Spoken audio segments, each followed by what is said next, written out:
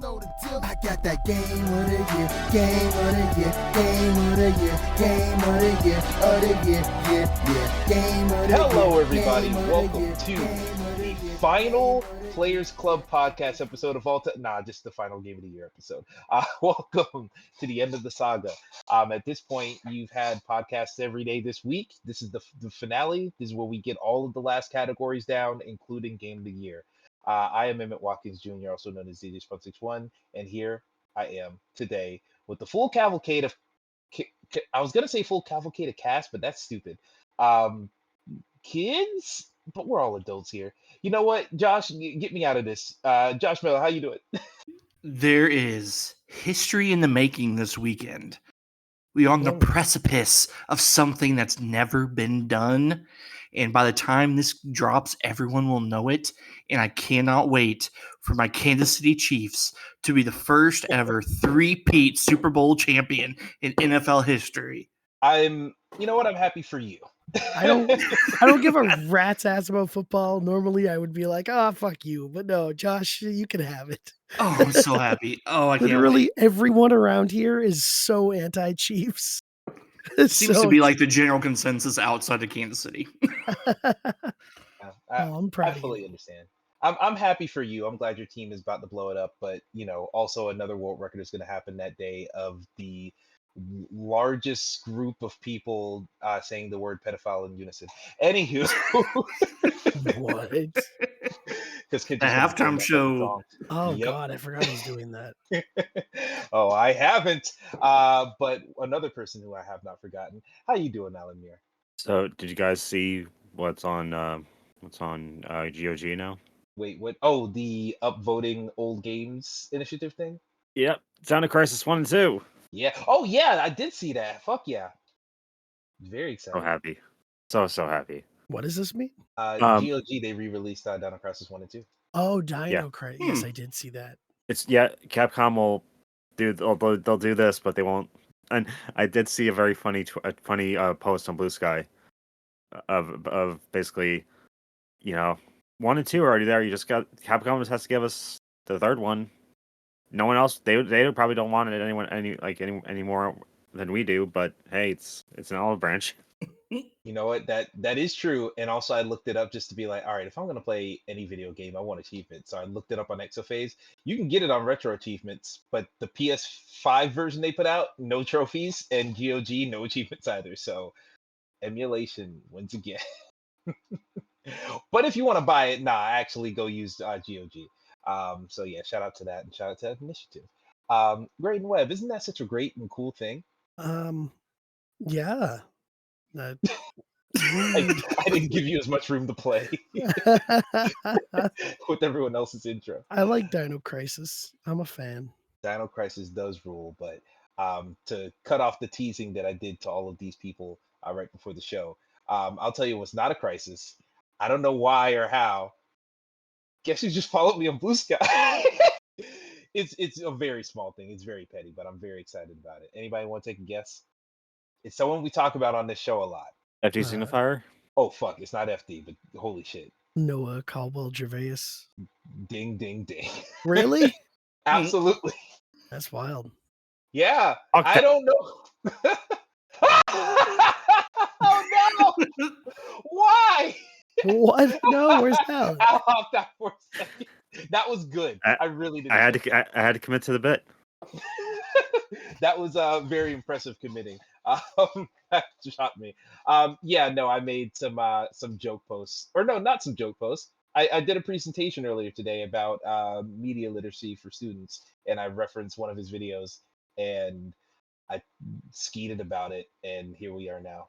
I don't know this man. I'm not gonna act like we're friends, so that's all. That's all I got.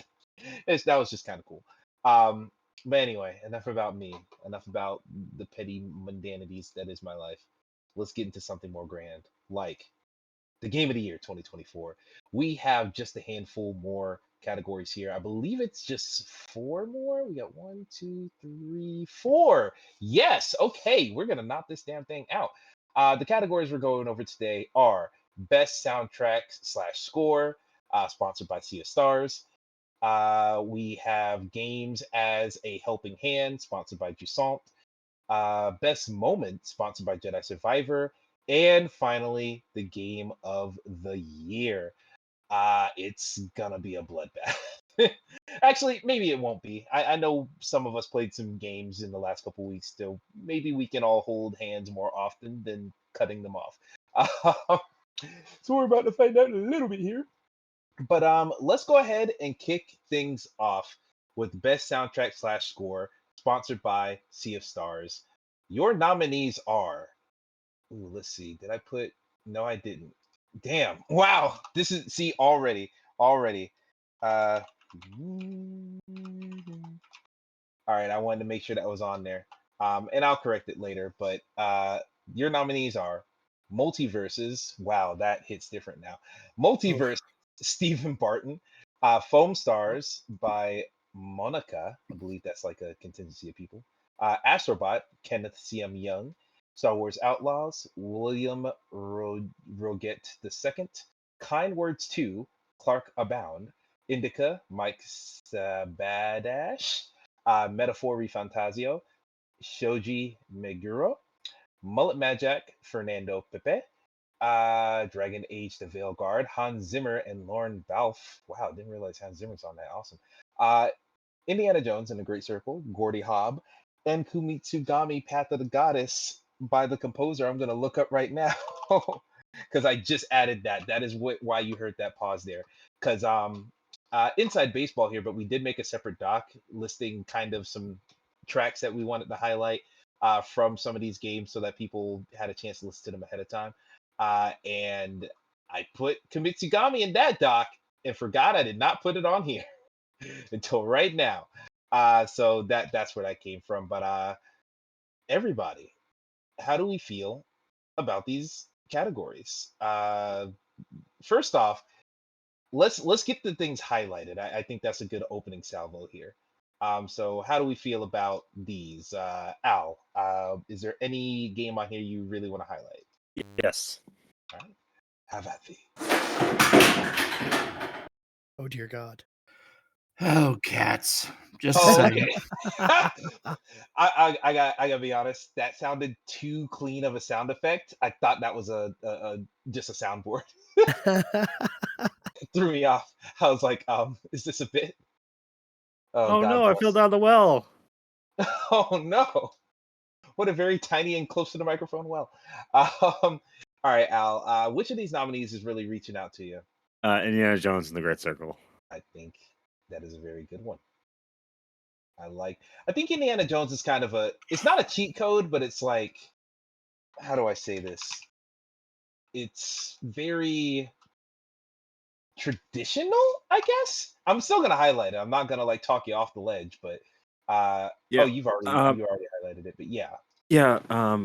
It's actually funny that Stephen Barton and Gordy Hobb are on this list for different games, considering if I'm not mistaken, they worked together on the recent two Jedi games. Oh, wow, like And Survivor and the other one.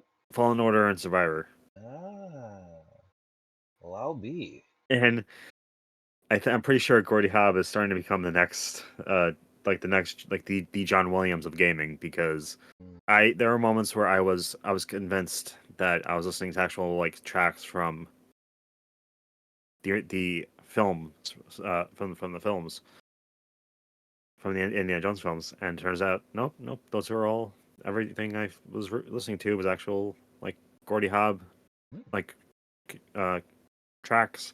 So it's just like it sounds like it could be pulled from those movies, but it's just original work that's so faithful to those old movies that it just sounds like an old song in a good way.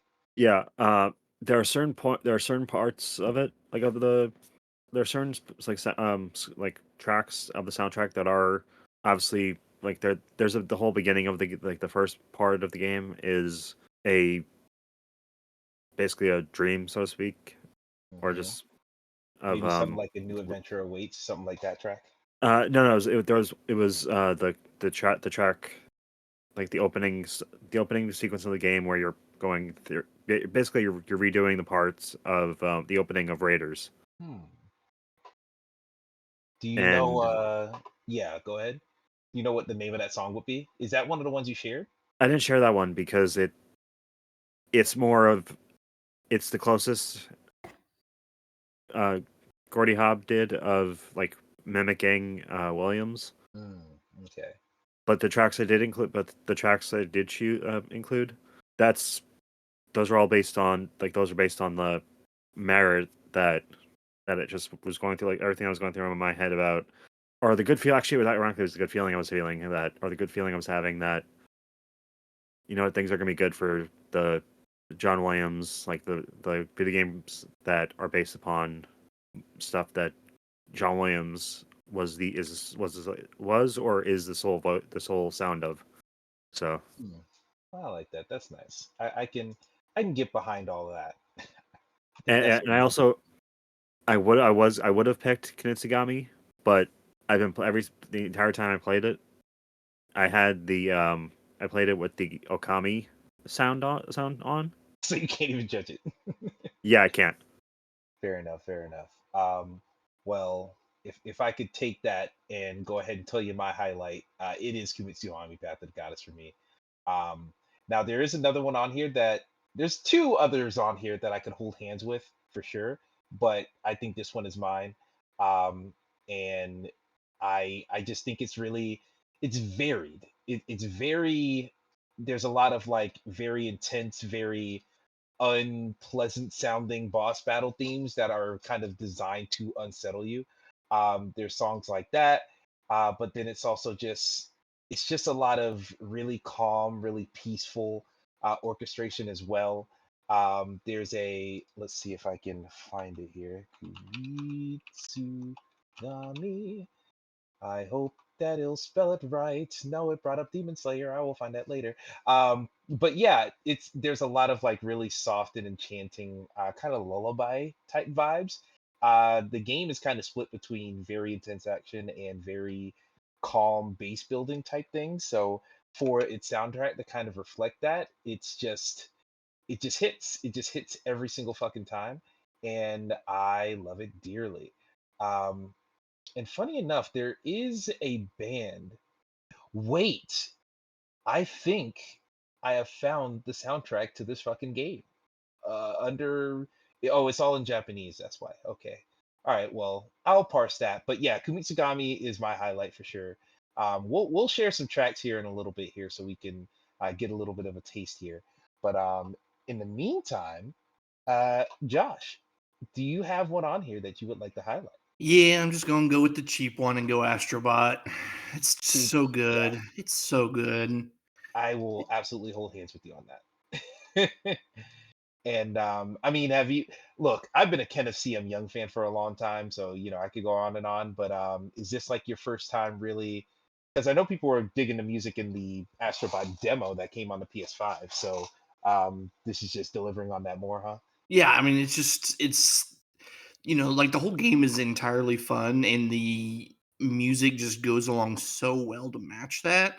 And then even some of the other levels, which are based off of other PlayStation characters, like it nails those like that music as well without like diluting the Astrobot feel in the music itself. It's just fantastic all the way through, and I just found myself just in love with a lot of that music. hmm Yeah, yeah, it's really, really good. Like I said, I used to still listen to the Astrobot demo music before this game came out. So yeah, I knew they were going to knock it out the park on this one, and of course, it is no surprise that they absolutely did so. And then that brings us to Graydon. Graydon, which one would you like to highlight here? And I'm squinting my Um, eyes because I don't know what the hell you're going to pick. hmm. I mean, I definitely like what Astrobot does with its like music. I mean, it's got great music. It does really cool like remixes of songs, like in those what do you want to call them? Homage levels, the tribute levels. hmm Like most notably the Uncharted one, like Yeah. almost made me cry, and it was just it is so good. And Sorry about my voice, by the way. It's gonna it's gonna be all over the place. So Um, working with you. but I think I'm gonna have to go with multiverses. Wow. Yeah. Okay. Now, is this just the game's about to die, pity vote, or Oh is God, there no. something to back up here? God, no. No. Hold on. Let me cough real quick. Please, please, please. Multiverses as I type I it. Yeah. I will not give multiverses any pity at all for what like the whole news of it shutting down makes me more mad than you could ever imagine, and fuck Warner Brothers and fuck all of that. Apparently from what I've read, fuck the developer as well, because they, I guess, have just treated the whole thing shitty and that game has gone down the toilet from what I've heard. I have not played it in a while, but um for what it's worth, and the fun that I did have with that game when I had fun with it. Um, I remember being taken aback by its music because it does the Super Smash Bros. Thing of we remixed a popular song, or we made a medley of songs, and notably the Adventure Time one.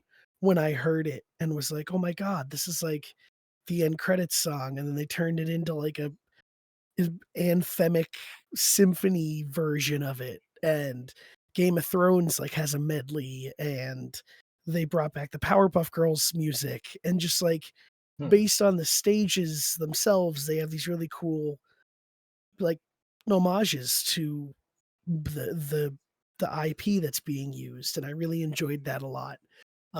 Its original music is also pretty cool. Like just the menu music and things, and it just really added to the experience of it. So I really like that, and I felt like it should be mentioned. Hmm. I think you did a good job of holding some water for it. And so right now we have 4 games highlighted here: Commit to Kami Path of the Goddess, Indiana Jones and the Great Circle, Astrobot, and Multiverses. Now, before we start just ripping things off, let's play just a handful of tracks here because I went and compiled some stuff while we were talking. First off, let's play a little bit of the song that Graydon just said made him cry previously. Let's just see how that goes. Almost.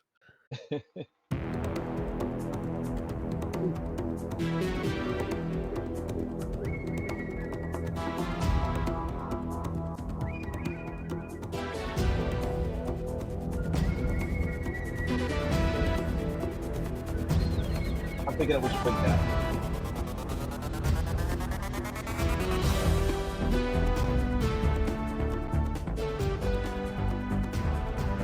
Oh yeah, that hits.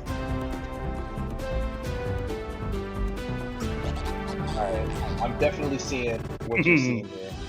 I close my eyes and just Yeah, it's almost like you close your eyes and you imagine like when people would make all those 8-bit versions of games like these. I Yep. imagined that in my head, but then I played something way better than that. It's very, very cool.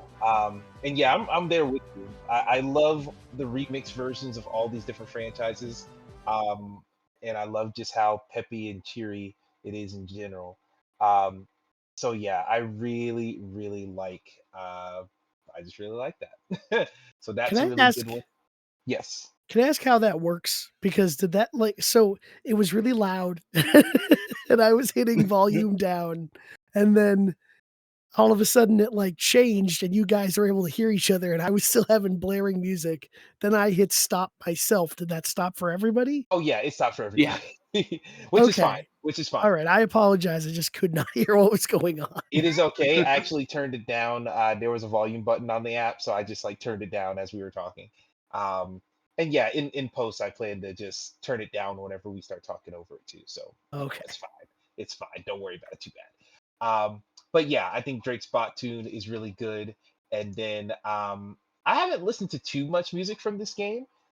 So I'm interested to see how this one is going to go. Let's check out a little bit of Indiana Jones and the Great Circle. Oh, that's hilarious. I used the wrong bot. Give me a second. Once again, inside baseball here. I spent a long time earlier in the week trying to make sure things would work for this bot, but I used multiple bots in the process and just pulled up the wrong one. But here's the right one.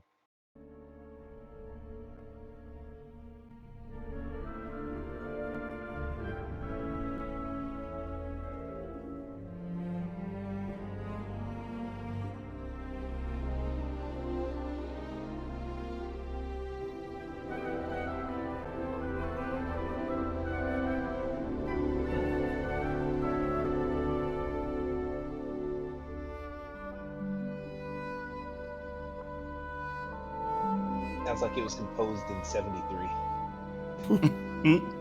In a good way. I haven't played the game at all, but yeah, the music for it definitely sounds like it's being just ripped from the movies. Now, can I play devil's advocate Please. about this? I'll pause it in the meantime. Please continue. So last year we had nominated Jedi Survivor, and we eventually talked ourselves out of it when we were trying. Granted, we were talking about it, and like it was ultimately, I think, like the fourth pick, and we were like, or it was tied for third, and we were like, well, what kind of discredits it a bit is that it sounds like more Star Wars, and like we know that feel and we know the vibe, what we're going for. And I'm not trying to tear things down, because it's hard when you have a thing like that. I mean, obviously I put Outlaws music in there, thought I had some really cool music, but it's just like, at the end of the day, is it as original as we think it is when it's kind of just building upon the vibe? But that doesn't mean that it can't win a Grammy, an Oscar, a Game Award. So I don't know. I guess it's just to each their own about what we want to throw our weight behind here, but I'm just putting that out into the universe. I was gonna say, just listening to that song, it did give me vibes of a Star Wars, and I think that's just because those musical landscapes were created damn near at the same time. So But it's just even gonna. that, or an Indiana Jones, like in this example, I'm using it to be like, it's more Indiana Jones, is it not? I mean, it is, and that's true. But I think what is important also, I'll say it like this: yeah, that Star Wars song sounds like Star Wars, and it is more Star Wars. We have so much Star Wars to compare it to. That music is a drop in the bucket to music that sounds like Star Wars, because it's been being made continuously and regularly every year or less for the last decade, maybe a little bit more than that by now. Indiana Jones, I know they just put out that movie, but before that it was 2008 when there was another Indiana Jones movie, and before that it was the 80s before there was another Indiana Jones movie. So like it's a more scarce commodity, and so I think that brings the value of it up. And when you want to talk about this music, it is like, people call back to Indiana Jones when they're having conversations just pure adventure. I think pure adventure is not a genre that is super. It's not super common. Like movies, games, whatever. I think most people are looking for action. Most people are looking for comic books. When it comes to just adventure as a genre, I think that's a little bit more rare. So I think there's a little bit more shine on an Indiana Jones musically than otherwise. I feel that's just my opinion. Okay, I accept that. You made a good argument. Yeah, that's right. I'm right. No, I'm kidding.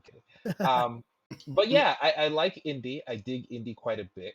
And from there, speaking of you, Graydon, let's see what adventure awaits as we play this next song here. Take it away, multiverses. Oh man, I gotta skip to the next track, huh? All right, there we go.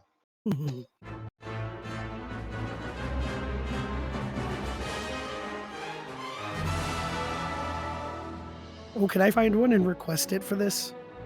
Yeah, if you Spotify links, you can hit /play, put it in the queue if you like. I'm looking it up on my phone, so I'll just tell you which one to click. Oh yeah, just tell me. I'll go to the album, I'll have it up.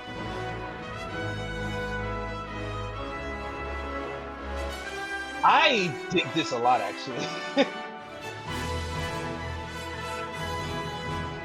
Oh no. I don't know. I guess try Adventure Time Treehouse. I like that Okay. song. I I'll wanted to try pick Adven- a Batman one, but I don't know which is the best. All right, I'll just say right now, as we're listening, I was ready to shit on this game for this category as soon as I saw it brought up. Seriously, this is convincing me otherwise, and I'm scared. No, the music in this game is fantastic. Oh, this is like 7 Polar Expresses loaded. Right? The horns, dude. The horns. Oh, it's making me trumpety. Oh my god. So good. I This just is just remember. whimsy. I remember playing and being like, "Oh my god, it's the song." They turned it into. I heard this in the beta, and I was like, Oh. "Whoa." They can't be cooking like this in the pre-release. Only for it to Oh, die yeah. 2 years later.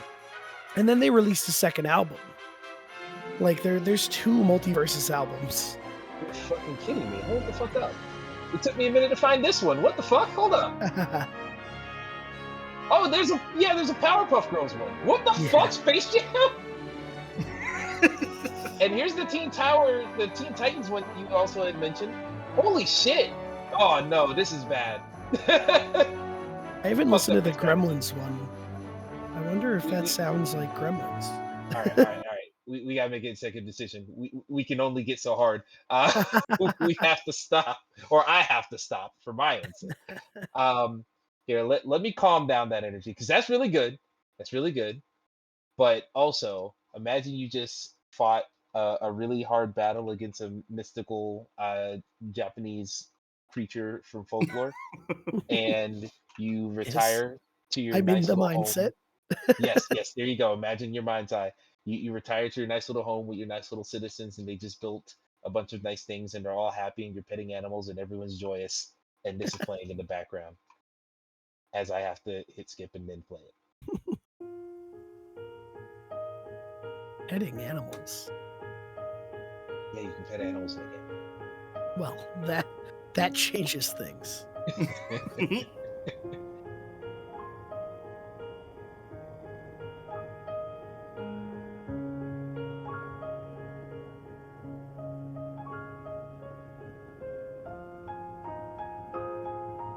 Doesn't this just sound like This is the pretty crescendo? Yeah. This is like in the video essay when they're like making the point. lovely. The conclusion music. Yes. These stories are important. Call now. Call the number at the bottom of your screen. But no, this Only is great. you can help your local PBS station today. Only you can take in these cats, and they too will knock shit off of your table in the middle of a podcast. And then imagine like sound effects and like you just finished building a building and they're like, "Ha!" in the background while this is playing. It's great. And then imagine the sound of shit falling off of Josh's table. And it's so cleanly recorded, you think that someone played it. All right. So yeah, I really like that song. That was so beautiful. much. Did we listen to that whole song? That was great. Fuck it. I'm turning it down though, but yeah, I'll let the fucking shit play. It's short. It's like 2 minutes. Not Yeah, even. that was it. I think that was it. Oh fuck! Wow. Damn, look at our attention span Yep. go. To quote a great man, how about a thing called fair use? Welcome to DeadSec, motherfucker. I like that. Good watchdog pool. I like that a lot. Well, then, That's yeah. technically a watchdog. This is technically a Watchdogs and Austin Walker poll. Oh, that's true. I That forgot that Austin whole Walker. quote was just stolen from Austin Walker. You right. Oh man, shout out to the OG Austin, the Austin, the Boston Walkers. What I was about to say, but No, I don't know where it came from. Professor Killer. There we go, Professor Killer. Indeed, indeed. Yeah, I like the music from all these games to a large degree. I've told you how much I love all these. I really dug the Indiana Jones one. Kind of made me nostalgic, but I didn't watch those movies growing up as a kid, so it kind of just made me nostalgic for like more innocent vibes. Because like an action game is an action game. You're slicing shit up, blah blah blah blah blah. But like Indiana Jones is about like talking and like, oh, I'm gonna whip up here and see what's hidden in this corner. Like that spirit is felt in this music for sure. And I say all that in a good way, also. Oh no, I was gonna say it's also about punching Nazis. It is about punching Nazis, but like in the way that like Wolfenstein's also about punching Nazis, but the reason you're there is for the joy of punching a Nazi. You are there to see their heads explode. Like that is the headline feature. Indiana Jones, killing fascists is like bullet point 2 or 3. Which is great, but it's also like you're there to explore the world. You're there to see the world. And that kind of voyeuristic exploration is a reason why people like that game and why someone like me is appealed to it. And so this music definitely carries that vibe. I like that a lot. I don't know how are we feeling? Because here's the thing: we got to drop one of these if we're doing a top 3. I'm gonna throw out something. Please. Can you play a random original song from Astrobot? And Okay, not a cover. Yeah, and if we feel so moved, then I guess we'll keep fighting. Yeah, if we feel some, no. If it moves us, I will take the initiative and drop Indiana Jones. All right. Ooh. That's in order to speed things along. All right. Well, let's see here. You know what? Nah, I'm not gonna take the. You know what? No, that is the one I'm gonna use. I'm gonna use the song. Let's give this a shot. Cause look, I love Astrobot, but let's see if we can break it down now.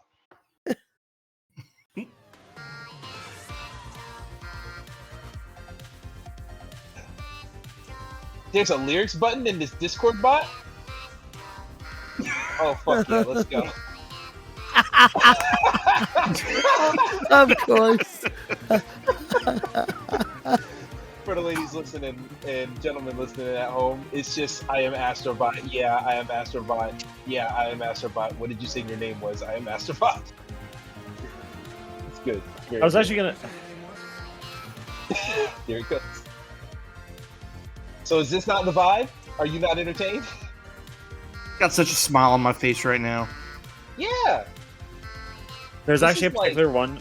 Yeah. There's a particular song from the Astrobot soundtrack that has been stuck in my head ever since I heard it. The song that plays when you get the SSD. The SSD song. Hold up, I saw SSD in this 80 fucking track list of an album. Hey, what? Yeah, there's a lot of songs in here, dude. It's concerning, actually. Is it not just the same song from the last game?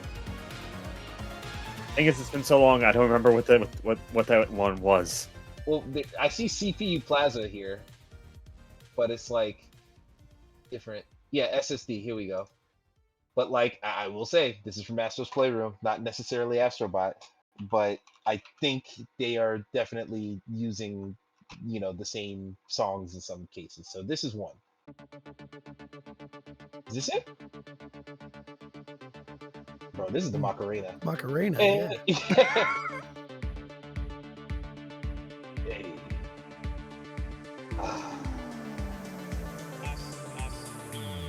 Yeah. I think they might have changed the arrangement on the new one. Yeah. It's very similar. Yeah, no. This is it. This kind of slaps. Yeah. It's especially late at night when you're playing in a dark room and you're just letting the music go right into your soul. It's like lo-fi beats to Tron 2. You know what? I was gonna say, both this music and Indiana Jones music feels like you're waiting in line for something exciting. But Indiana Jones feels like you're waiting in line for a Disneyland ride. This feels like you're waiting in line for like the laser tag arena, which is good. In a lot of ways, laser tag is more fun than a Disney ride, but like it's fun because you're in it more, if that makes sense. It does I'm the describing video my metaphor game too much. vibe really well. Yeah, it definitely feels like I'm in the lobby to matchmake, but I'm very excited to matchmake. Oh It shit! absolutely is that energy. That synth kicks in, bro. Yeah, good shit. It's good shit. I'm telling you. Yeah, I vote for Astro's Playroom. Number one. Oh, What was So, this yeah. game from? This was a launch title, right? PS4. yeah, it PS5 was launch title. pre-installed. Yep, pre-installed on every system. A PS5 launch title. So this is what, like a 5-year-old song? Slightly less than 5, but yeah, for sure. Damn. Yeah, I Where mean, were we same then? composer and everything. I Exactly. I was reviewing that game. That's where I was. Yeah, welcome. So yeah, I mean, that's what we're working with here. Whew. I gotta say, we're gonna get fucking crucified for the fact that Metaphor Refantasio, like everybody thinks has the greatest music ever. And we're like, nope. Giving it None of to us played it enough. Astrobot. Look, I'm sorry. If they're mad at that, wait until we get to Game of the Year. Like that's all Yeah, I'm gonna true. say. True. But yeah, I really like all of these. Indica is some crazy music too. Just shout out to Indica. Whack does. ass soundtrack, that thing. I was actually listening to that soundtrack for fun at work the other day. Like I really do enjoy how like just that's also very strange in the same way that some of the stuff in Path of the Goddess is, but just less fantastical, more industrial, I believe is the word. Um Here, let me see here, because there's definitely another. I don't know if there's another song that I can play that's gonna have like the same thing. There's this one boss fight song that I really, really, really want to play, but I have to figure out if it's the same name that it is on the YouTube thing that I got. Um, this is very strange. They experiment a lot with the music. It's not just hey pretty piano symphonies. It's also like hey here's a fucking organ and and a a piano and also like an electric guitar. It's very strange stuff they try, but I don't know, y'all. I feel like when it comes to these three, Kimitsugami, I'm not hearing a lot of conversation about. Is this a grenade I'm gonna have to fall on? How are we feeling? I mean, I I would mean- pick that over Indiana Jones, honestly. Okay. Um, Graydon, how are you feeling about Kimitsugami? Or Al, how are Stepped you feeling away. about Kimitsugami? Yeah, I know. I'm gonna give them a second, but yeah. Honestly, anything I say is just automatically invalidated by the fact by the admission I made that I'm playing the game. That every time I play the game so far has been with the Okami stuff added up, like turned on instead of the actual like original sound. So hey, I'm just waiting for Okami 2. It's all I'm waiting for. I mean, I'll say it like this: I'm leaning towards multiverses being 1 or 2. Honestly, I'm leaning multiverses or Astrobot. One of those that being 1 and 2. Just not sure what the configuration is. And then at that point, yeah, That's how I see it. yeah, Yeah, and with what Graydon said about like what happened, like what we did last year with Jedi Survivor, like that kind of discussion we had. Which where was I for that? I really don't. I honestly have no memory of that. I'm gonna be honest, I didn't remember that shit either, but I'm taking his word for it. Shit. Yeah. Did I dream that? No. Nah. That I just definitely don't sounds eat like enough something. vitamin Q or whatever. Microplastics. I will fall on the grenade and take out Indiana Jones. I'm content with that. I'll say it like this: it seems like we're definitely leaning multiverses Astrobot 1 and 2, but 3 does everyone like Kumitsugami more than Indiana Jones? Is that what I'm hearing? I think so. Like I think in terms of I mean, I hate to make it sound like I'm saying this is a. No, I'm not even I going to make think an Coolsville argument. sucks. I was gonna be like in terms of an original sound, but then like my vote was for a fucking remix album. Like I just as a But like, hypocritical thing to say, but I think it's elevated. Kuritsugami has this like really nice sound to it. I don't know. It's I'm gonna like play the another random track for Kimitsugami while you're talking. what was Josh's game that what was that one you had last year that was that pixel art game? What was that thing called? God, I don't even remember which ones I picked last year. You had that game that you love, that pixel art. Oh, Sea of Stars? Sea of Stars, yeah, yes. Sea of Stars, that's it. Yeah, the sponsor of the fucking category.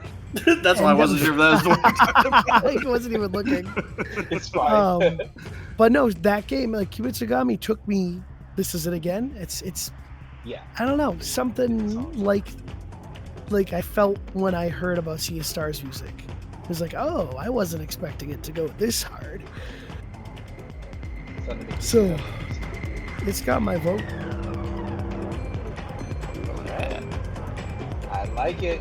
I like it. I love it. So if we're settled on that, I mean, real quick, I'll also shout out, of course, Metaphor we've talked about, but Mullet Mad Jack had some pretty good music. It's very it's lo-fi cyber wave beats, so it's good. Dragon Age music, I've heard a little bit of that as well. It's Hans Zimmer. You know what you're getting there, but it is very good version of what you know you're getting there. Who put Foam Stars? I want them to talk about that for a split second. I put Foam Stars on there. It took me by surprise. I wasn't sure what to expect with Foam Stars, but it was giving me the same vibes that dodgeball game gave me a few years ago. Knockout City? Yeah, it's just Yeah. but it's also like it has fun with itself to where like some of the songs sound like something you would get like from a commercial, like a little jingle, but it's Progressive. surprisingly good for a game that I had to double check came out last year. I mean, hey, shout out to them. I mean, no disrespect to Multiverses because I mean it's getting enough disrespect considering its ultimate fate. Fuck But 'em. well, okay. All right. What I was gonna say is Multiverse is absolutely a game similar to Foam Stars, where it's like I would have had to look up if that came out. Like that's how little I thought about it throughout the year. But that music's fucking good. Like it is solid as shit. And Mhm. so I think we're dropping Indiana. Love you, Indiana, but I think the council has spoken on that. It seems like the nominees, the order, it seems like we got Multiverses 1, Astrobot 2, Kimitsugami 3. Is that what we're feeling? I think I'd be okay with that. Can't believe we're Okay. letting Multiversus be one, but yes. Dude, I like that shit. That energized me. You They understand? do I've always like an absolutely fantastic job, like remixing all those songs. Mhm. Honestly, Absolutely. that game, if you are a fan of any of those characters in that game, try that game because it delivers on the experience of playing as them, seeing the Easter eggs, hearing the Easter eggs. Like, there's something for everyone who loves those characters. And that's why I thought, oh, what a lovely little hodgepodge of Warner Brothers love. And then they didn't even get fucking Harry Potter in it before they shut it the fuck down. Yeah, that's awful. I wish they at least got to do the X Defiant thing where they're like, oh, we're shutting down. Well, the last season is just all the content we were able to make up until we got shut down. So here's like every Assassin's Creed character. Here's all this bullshit. We did a goddamn roster showdown for a Yeah. year for this game. I don't think any of them showed up in the game. We gotta No, stop Some of doing them roster did. showdowns. Beetlejuice did. Jason. Oh yeah, Jason didn't make it. You're right. Right. He looked all chibi with a small head. But still no Willy Wankus. Willy Wankus is crazy as hell. Oh my god. We gotta stop doing roster showdowns because every time we do one, that game dies. And like prematurely too. God, can we please do a So by saying Warzone that- roster showdown? Oh my So what you're gosh. saying is the fact that we did one for potential PlayStation All Stars 2 means that PlayStation All Stars 2 was never going to happen. Like any chance of it happening is already dwindled Emmett will never say that for real. because you have to accept it. It's your Dead Island 2, Emmett. Hold on to it. Hold on to it, buddy. I'm secretly hoping that Gummy Bears project that Bungie is claimed to be working on, I'm secretly hoping that that's like a PlayStation All Stars revival. But I'm also hoping that it's closer to Power Stone than the original 2. Oh god, that'd be perfect. I That'd be think so that would good. be, like, now you're actually an original thing. Please, please, please give me that. But enough about dreams. Let's talk about reality, including the winners for your best soundtrack of the year, sponsored by Sea of Stars.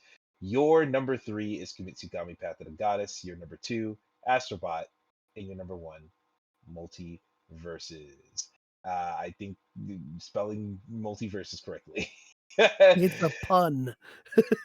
Ah, yeah, that's true. That is very true. So yeah, shout out to Capcom Sound Team, Kenneth CM Young, and Stephen Barton for all the excellent sounds you put into our ears over the last year. Thank you very much for that. Kind of a bummer that Kimitsugami is just like Capcom Sound Team. Give me a name. Like, say some names. Scary at. Speaking of names, actually, one I knew we got rid of it, but I just wanted to say it was interesting. Wilbert Roge II, who did the Outlaws music, really cool Star Wars music, and then surprisingly did the music for Gundam Requiem for Vengeance, the Whoa. Netflix show from this year. And when I was watching it, I was like, whoa, like they don't sound. I mean, I guess all in all, they probably do sound pretty similar. They just like war music, but like really, he's got a cool sound to him. So shout out to that guy. Hell yeah, shout out to him indeed. Also, I did open up the album on Spotify again. The album is Capcom Sound Team, but most of the songs are attributed to Chikara Aoshima. So shout out to them. You did a great job on this, and all the collaborators over there at Capcom. Good job on this music. I like it a lot. I would wake up to that little ambient music we played earlier, but I would sleep through that so easily. So instead, I choose City Pop. Anywho, that is it for that category. Let's go ahead and troll all on to Games as a Helping Hand, sponsored by Jusan. These are essentially the games that got us through 2024, just the titles that we don't know if we would have gotten through the year without these games. So we have a list here, but I think how we're going to do this one is everyone's going to like pick their game that kind of served that purpose for them. And then, give you a chance to talk about them. And then I think we'll come together and choose a consensus as well. So that's how we'll split this one here. But let's go ahead and talk about these. So the list here, we have your nominees are Multiverses, Dungeons of Hinterberg, TCG Card Shop Simulator, Metaphor Refantasio, Call of Duty Black Ops 6, Storage Hunter, Astrobot, Marvel Rivals, and Final Fantasy Pixel Remaster. One of these is attributed to a person. Yeah, Josh put that last one on there, and Josh, I guess I'll give you time to have the floor. Tell me, how did Final Fantasy Pixel Remaster kind of help you through the year? So, particularly Final Fantasy IV has always been one of my comfort games I go to. It was the first Final Fantasy I've ever played back on the was it the SNES or was it NES? I can't remember. It's too far back. But I mean, I will like every few years just pick it up and start playing it again, and I will always get to the same point near the end of the game where just I get locked down. The difficulty spike is too much, and I never finish the game. And I finally did it. I finally beat the game this year. I used the cheats that they had in there to finally get through it. But again, it was just one of those like shut out everything that's going around me. Just focus in on this game that I've loved for so long. It's bright. I love the characters in it. It's just one of those games that I just will always gravitate towards probably my entire life. No matter how many times I've played it, I never get bored with it. And finally being able to see the ending to it, it was very cathartic to finally roll credits on that game that I have not been able to in like 30 years. And to like even top it off, I started playing Final Fantasy VI through it as well, a game that I never could really truly appreciate. And it's still not my favorite. I don't love it like other people do, but I have gotten past the points where I have in the past, and I do have a better appreciation for it now. I am still currently playing it, and I am in the end game of that. But yeah, it's nice to go back to those old like pixel RPGs that you could probably finish in like 15, 20 hours if you really wanted to. And yeah, it's been fantastic just to go through and replay them, kind of relive my childhood in a way. So it's been really nice going back through them. I like that. I respect that pick. Because I'll be honest, when I read that, I was thinking like when they remade Final Fantasy 15 in a TV version on phones. That's what I had in my because I forgot that they released this with the first 6 games. Um, but nah, that sounds really dope. And I'm glad you had that experience with it. It's good to go back and experience the things we either didn't experience in the past or didn't quite do it in the way we wanted to. So I'm glad you got that chance this year. Me too. That's really really nice here. While you were talking, it kind of made me think, and I was like, all right. I don't know if there were too many games that I went back to repeatedly and kind of like felt myself forming a relationship with as I was playing it. Of course, I love stuff like Space Marine. Of course, I love stuff like Black Ops 6. Played a lot of those both and some other titles here too.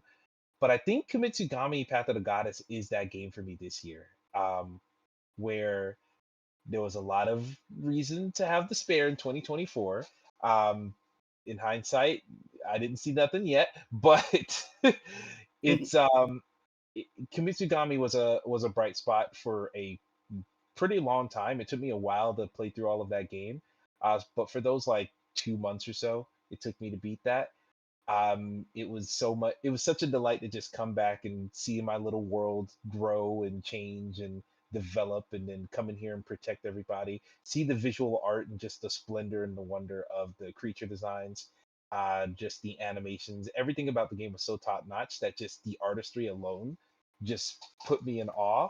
But then the idea of this game being about community, being about coalition building in a strange way, but in a real way. I really liked how, despite you being a protagonist and protecting, the main cargo and the goddess, it was about all the other small people along the way as well, just as much. And I really liked that, and it really kind of made me feel a little bit hopeful that, working together, a game in which working together is valued, really helped my heart in a political landscape of 2024, in an election year and all that stuff. So yeah, Kimitsugami is definitely that game for me. Love that game down. But yeah, now I'll flip this on to Al. It does not necessarily be one of the games we listed earlier, but what would you say is your game as a helping hand, something that got you through 2024? Definitely TCG card shop sim. Yeah. Yeah, you brought it up a lot in the podcast, I remember as well, so it makes a lot of sense.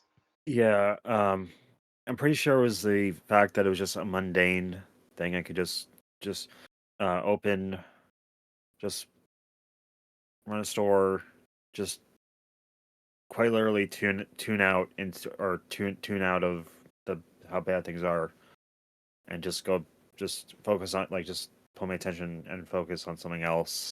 Hmm. And yeah, I definitely needed that. Yeah. I mean, for Pete's sake, I put I put 107 hours into the game, so You might like it. yeah. Pretty dope. And so yeah, you've maxed out on the hour count, and Josh, you've probably also maxed out on the hour count versus me as well. I love Kitsuigami, but I beat that and I was like, that was great, but that was 2 months of my life. On to the next thing. But Graydon, did you have any game either on this list or otherwise that helped get you through 2024? So I'm gonna flip the script a little bit, and I'm gonna do a little cheating. Roblox. No, I'm kidding. Roblox. That would So be if cheating. I don't you know what I'm talking about. Go ahead. if you know me, you know that I don't like to play games that last a long time. I always say I don't play a lot of online things that I keep playing for a while. Um, and I don't really get sucked into big games that I stick with for a long time. Looking at you, Witcher 3, I will never ever touch you, even though I say every year, this is the year. Never happening. But Come on, don't um be a bitcher 3. I definitely am. Yeah, if I have a title, it's Bitcher 3. Um, but this year, I mean, I wanted to say Marvel Rivals, but really I played the hell out of that when it came out because I was really big into the beta of it. And then the battle pass was $5, bought it, wanted to finish it, did that. So I played that pretty hard for like a month. But even tonight, I just jumped back into Rivals. And I mean, it's still good. The battle pass is now $10, which pisses me off, and I probably will never buy another one. But because I thought they were changing things up a bit, and I was like, oh, I can get behind this. No. That's Um the first hit being free. That's what that ex- is. yeah. So I was like, no, I mean, it's still a good game, but I just don't think I'm gonna like. There's too much going on. So I'm changing it up, and I'm going to say that Annapurna got me through the year. Oh. Because looking at my list of games that I played, I had made a list of Annapurna game, like every Annapurna game, and I was like, I'm going to play all of them. You know, not in 2024, but just I'm going to have played all of them. And some of them I already had done, and need to play on like another system because like weirdly, Flower, remember that game? I played that on PSP, and it was only published by Annapurna on PC. So I have to play that again. Same with Journey. I have to play Wait, that again at some point. PSP? Yeah, I think so. Or was it on Wait, Vita? Vita. Vita. That's what I Okay. mean. So sorry. I was like, did they port that to PSP? When? Yeah, I was losing my shit. You're like trophies. I missed out on trophies. Not on PSP. On Vita though, yeah, I miss all that shit. Were there no PSP trophies? No. They Wow. didn't they even PS3 didn't have trophies until a patch like a year later. Wow, that's wacky. Very. Well, Yeah. so yeah, I mean, going down my list, I noticed that I started the year off, I played Hindsight, which was very short. I liked it quite a bit. Just a little slice of life story. It might have been an autobiographical story now that I think of it. In Uh, hindsight. in hindsight, You actually, said that. hindsight, I remember I started that on the plane to Florida, which was a trip we took a year ago last week. So like I literally kicked off the year with Hindsight. Maquette, I played finally. Did Mhm. not like that. That game can go fuck itself. Damn. Definitely bottom tier Annapurna game. The It got puzzles me were through the year. listen, not all of them are great. But hey, um, it sparked your passion either way. It did. It did. All these what I love about Annapurna is that they take chances on publishing indies with really varied stories to tell, art styles, gameplay hooks, and some of my favorite games have been from them. And I don't regret playing any of them. Um, I played If Found finally, which is a really interesting story. I think I recommended that Alan play that. It's really good. Um, I played Solar Ash, which actually did take up a lot of my time, but I really liked that game. That's an Emmett ass game right there. Have you played Solar Yeah. Ash? I haven't, but I've seen it. It's movement and big set pieces. That like Yep. that's me. Yep. It's like fast jumping around and little timed platforming. Yep. Um Fucking with it. And Or then I thought I did another one. Hold on. So sorry. I Consulting I, my I want to analysis. say either Last Stop or Neon White. I remember you talking about potentially. Neon White, I did try. I didn't beat it. Open Roads. That's Open it. That's the Roads and Flock. one. Those were Ah, also ones that I played. shoot, And shout I out Game Pass think, as well for those. yeah, I think that was it for that last year. But yeah, those definitely got me. I mean, Flock was a later release. I remember playing that near the end of the year. Open Roads, like I said, was like my most anticipated release. So that I played right when it came out. But yeah, really, really cool. And Storyteller, I even dipped into. I didn't beat it, but I played that quite a bit thanks to Netflix. Mm-hmm. Yeah, But shout out to yeah, that. I mean, it's a studio that will forever give and give, hopefully. I mean, they had their layoffs, unfortunately, and like they're working on getting things back on track. But um we have Wanderstop coming out this year, hopefully Mixtape, and hopefully Skin Deep. I want to see that fucking game come back. I miss that Please. game. But yeah, Also, that Wheel World for me as well. yep. So, I mean, we talk about them a lot and like the games from those studios, but definitely if I had one entity that got me through that year of gaming, it would be them. They always had something fresh for me to play in bite-sized pieces, and I appreciated that. Hmm. Indeed, indeed. All right, that's a good pitch. I'll let you have that one. I think that's a good enough justification for them all following under a certain umbrella. I like all of these picks. I think all of these are really, really good ones. Do we have like a consensus pick out of all these? Um, and this might be cheap, but if I could push one forward, I feel like everyone got a really big boost of joy out of Astrobot. I Yep. feel like whether or not we played it the entire year or anything like that, it's like when it did drop, it improved all of our moods substantially. Is that fair to say? Yep, yep, yep. Yeah, there was a certain moment in Astrobot where I audibly squeed. Oh yeah. Oh my There's god, box quote.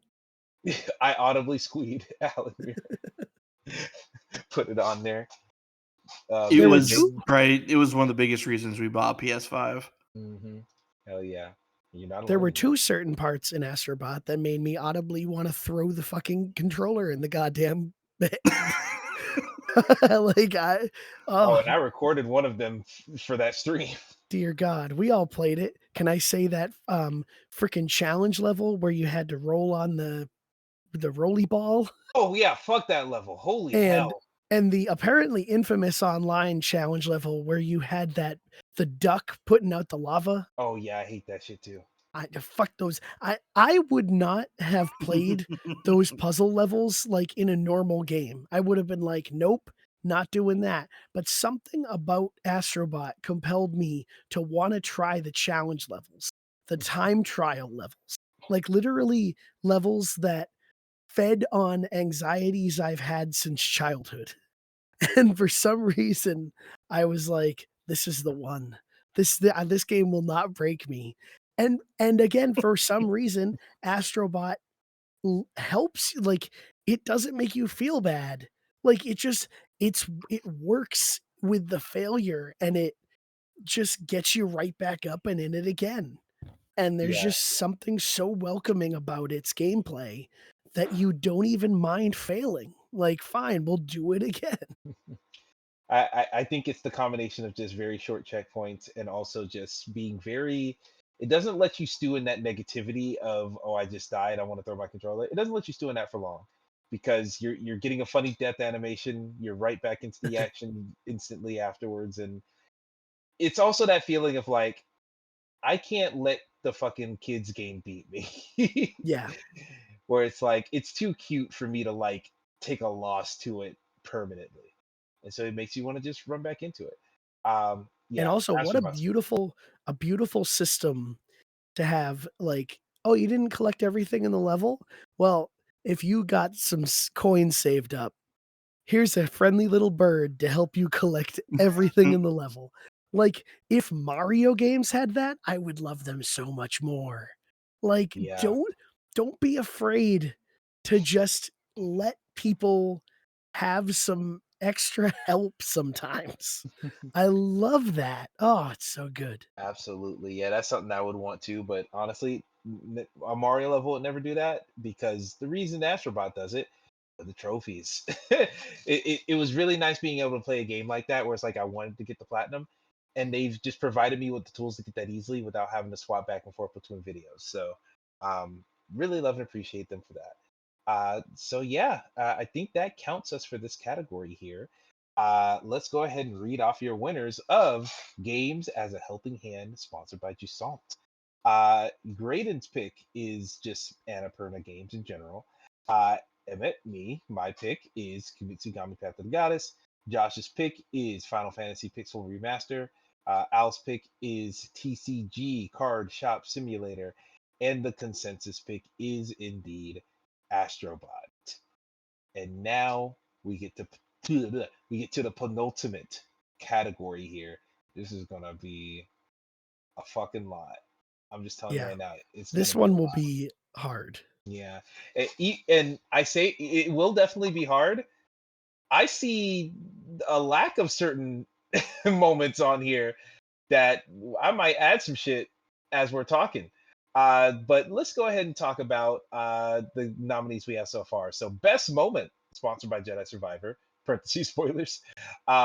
Here are your nominees. Oh, also, yes, spoiler warning. There will be a timestamp showing when this section starts. There are going to be spoilers for all of the games we talk about here. If it gets really egregious, perhaps we'll say something again. But just be aware you're in a dangerous zone here if you're wanting Maybe to play any of these games. maybe say the name of the game first. Okay, all right, fair.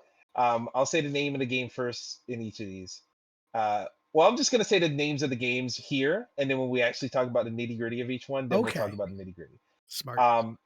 So the first one is a sequence from Dragon Ball Kakarot DLC, Goku's Next Journey. The next one, the first Descendant, a sequence in that. I'm ready for y'all to just spoil that to me because I'm never gonna see that. Um, Warhammer 40k Space Marine 2, a sequence from that. Fallout London, a sequence from that. Astrobot, uh, Star Wars Outlaws, Dragon Age: The Veilguard, WWE 2K24, Princess Peach Showtime, Call of Duty Black Ops 6, three different sequences from Call of Duty Black Ops 6. I think I might have added some of that. And Tekken 8. And also, I'm going to be typing it in as we go. Indica. I got to add something from Indica. Maybe more on top of that. But for right now, what we have, the first thing I want to know, who put First Ascendant on there? Not trying to call you out, but just explain that.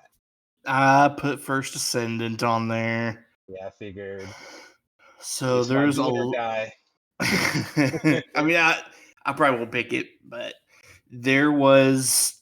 So Jeremy is a character in the game who you basically they give you a reason to hate him pretty quick. He's just a piece of real garbage. He just one of those ones that he doesn't like you, you don't like him, and then in the game itself, he ends up basically backstabbing you and taking something that you need to get to basically you're just trying to get this like artifact so the enemies don't get it, and he doesn't backstab you in a way to where he gets uh, to join the enemy faction. He does it just so he can get his own personal power from it to take over.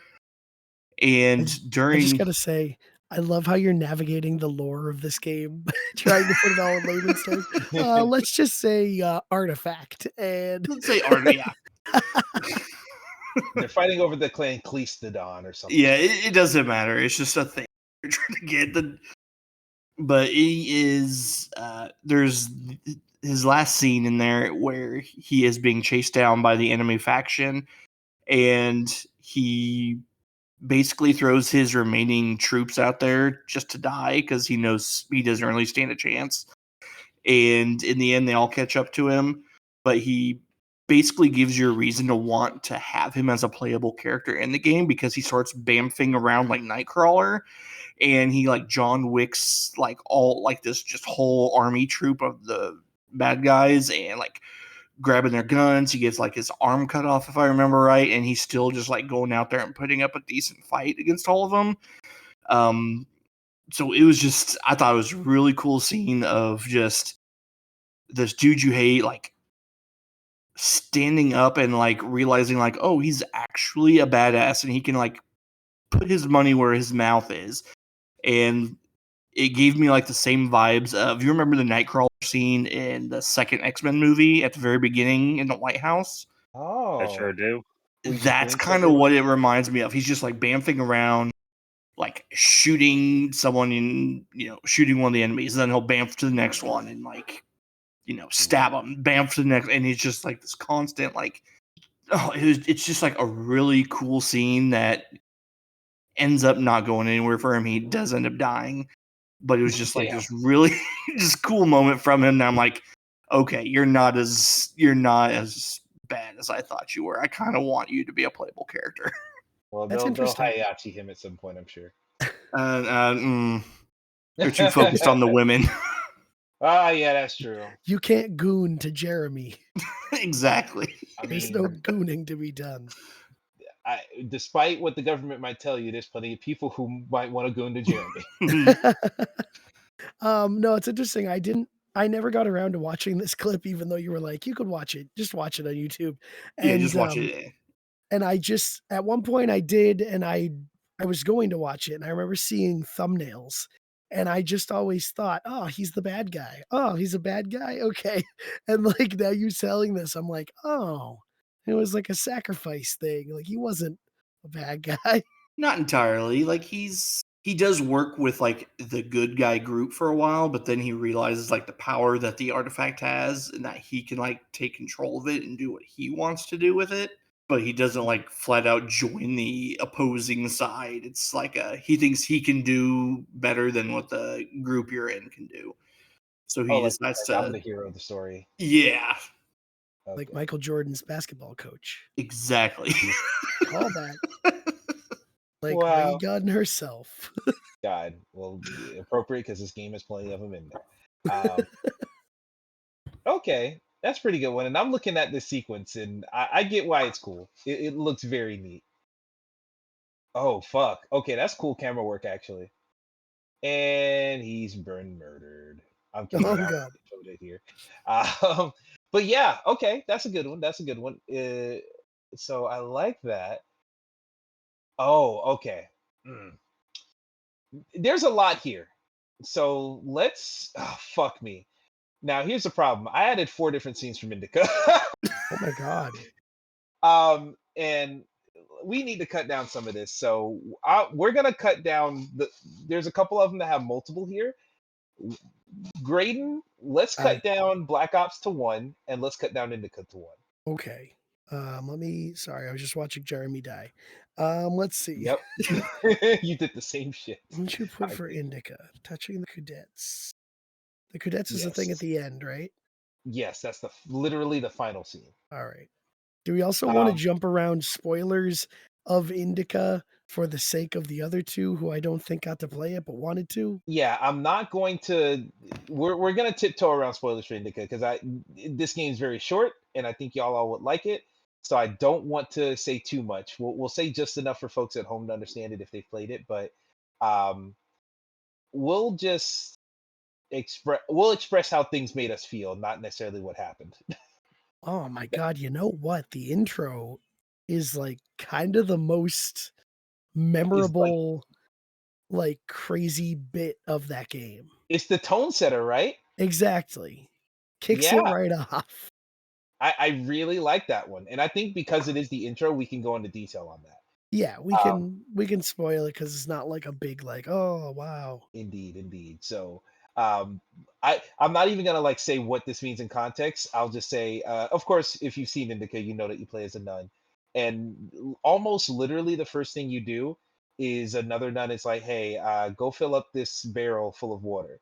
And so you're like, okay, they give you a bucket. So you take the bucket, you walk a couple feet over to the well, attach it in a very detailed, slow-paced animation.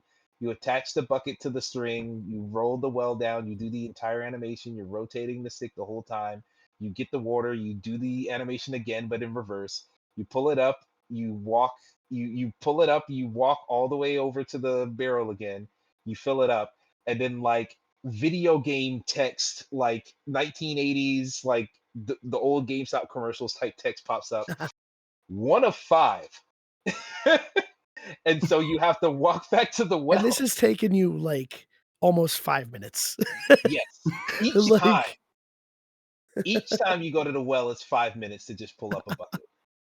And you do that because the first time you do it, you're like, this is so slow. They have to like jump cut after this. And it says 1 of 5, and you realize I have to pour all of this water in myself. and there's only like audio, like the narrative triggered after like 2 of them.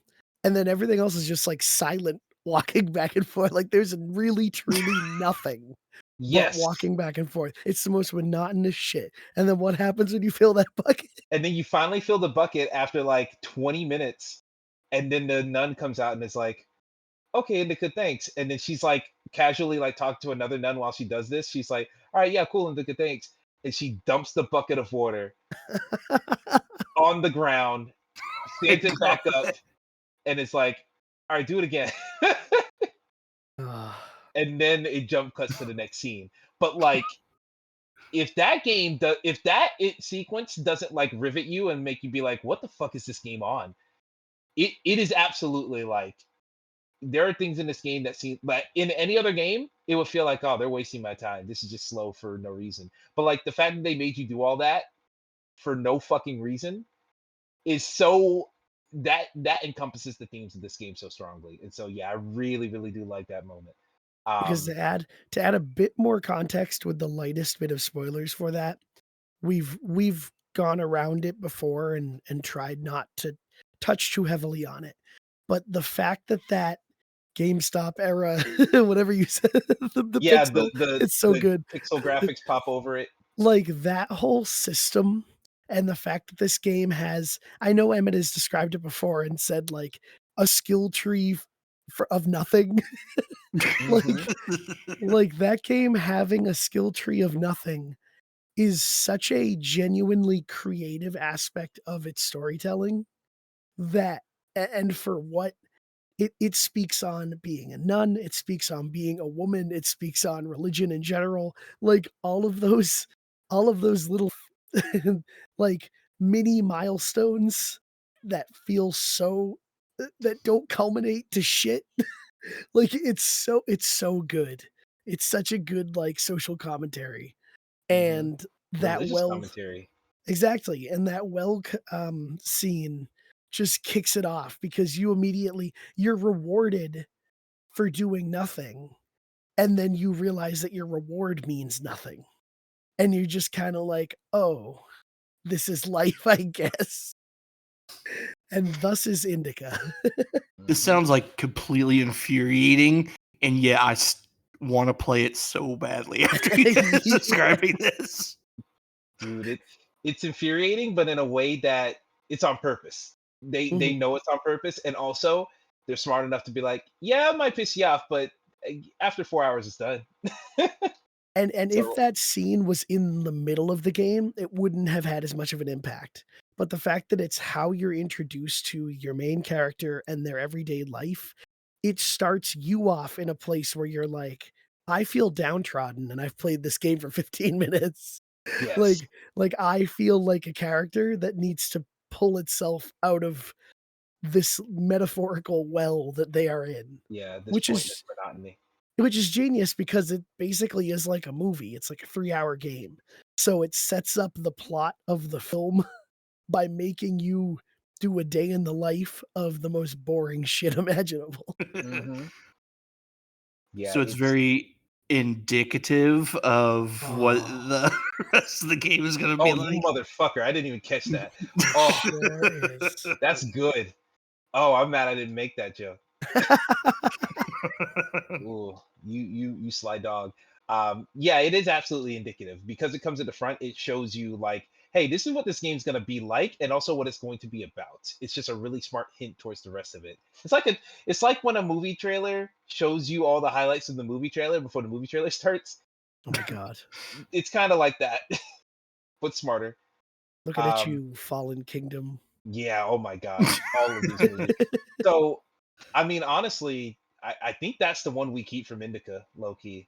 Yeah, I like that. Yeah, we'll keep Water Bucket. So I'd also added, for the folks at home who know what these things mean, the drying clothes scene.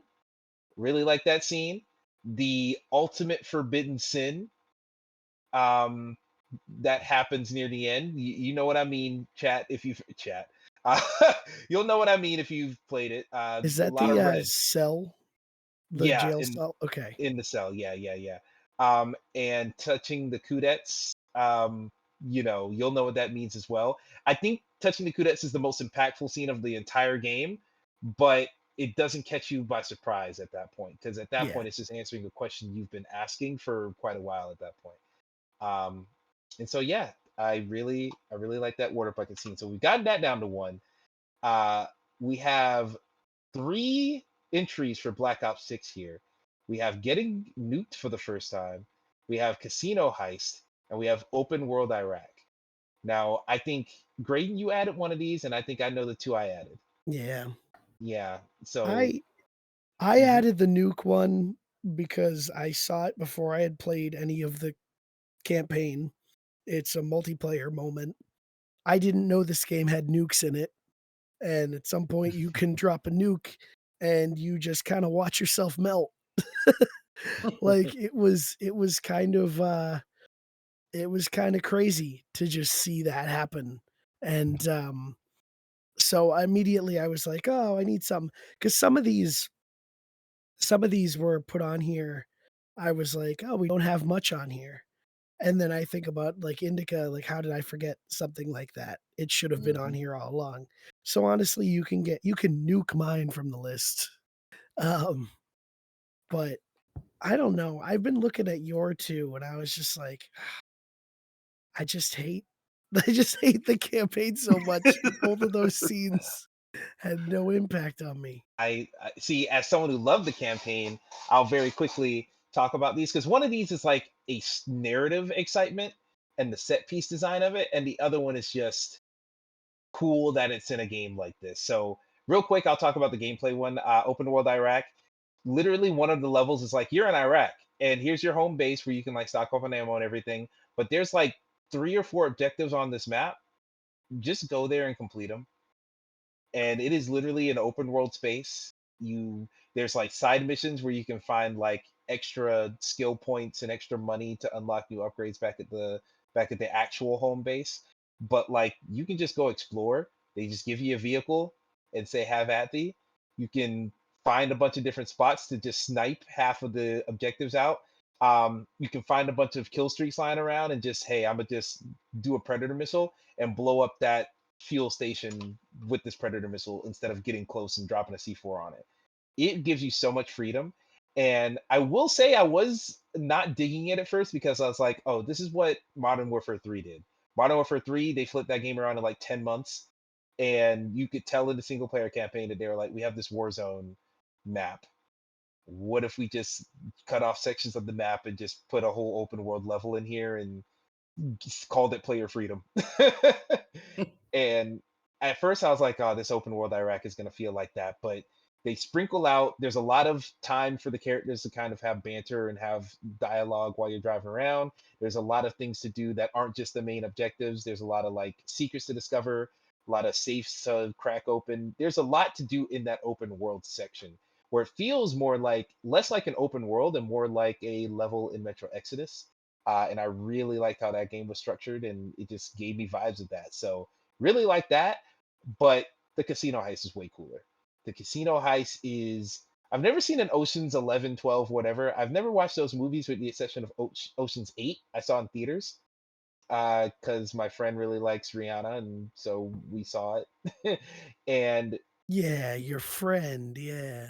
she loved, I mean, she's actually no, she's Jamaican. Her friend, it's a complicated thing, but she likes her a lot, and so we all saw it, and I'm like, all right, it's fine. But Look, I like Rihanna too, but like not enough to go buy a movie ticket for her.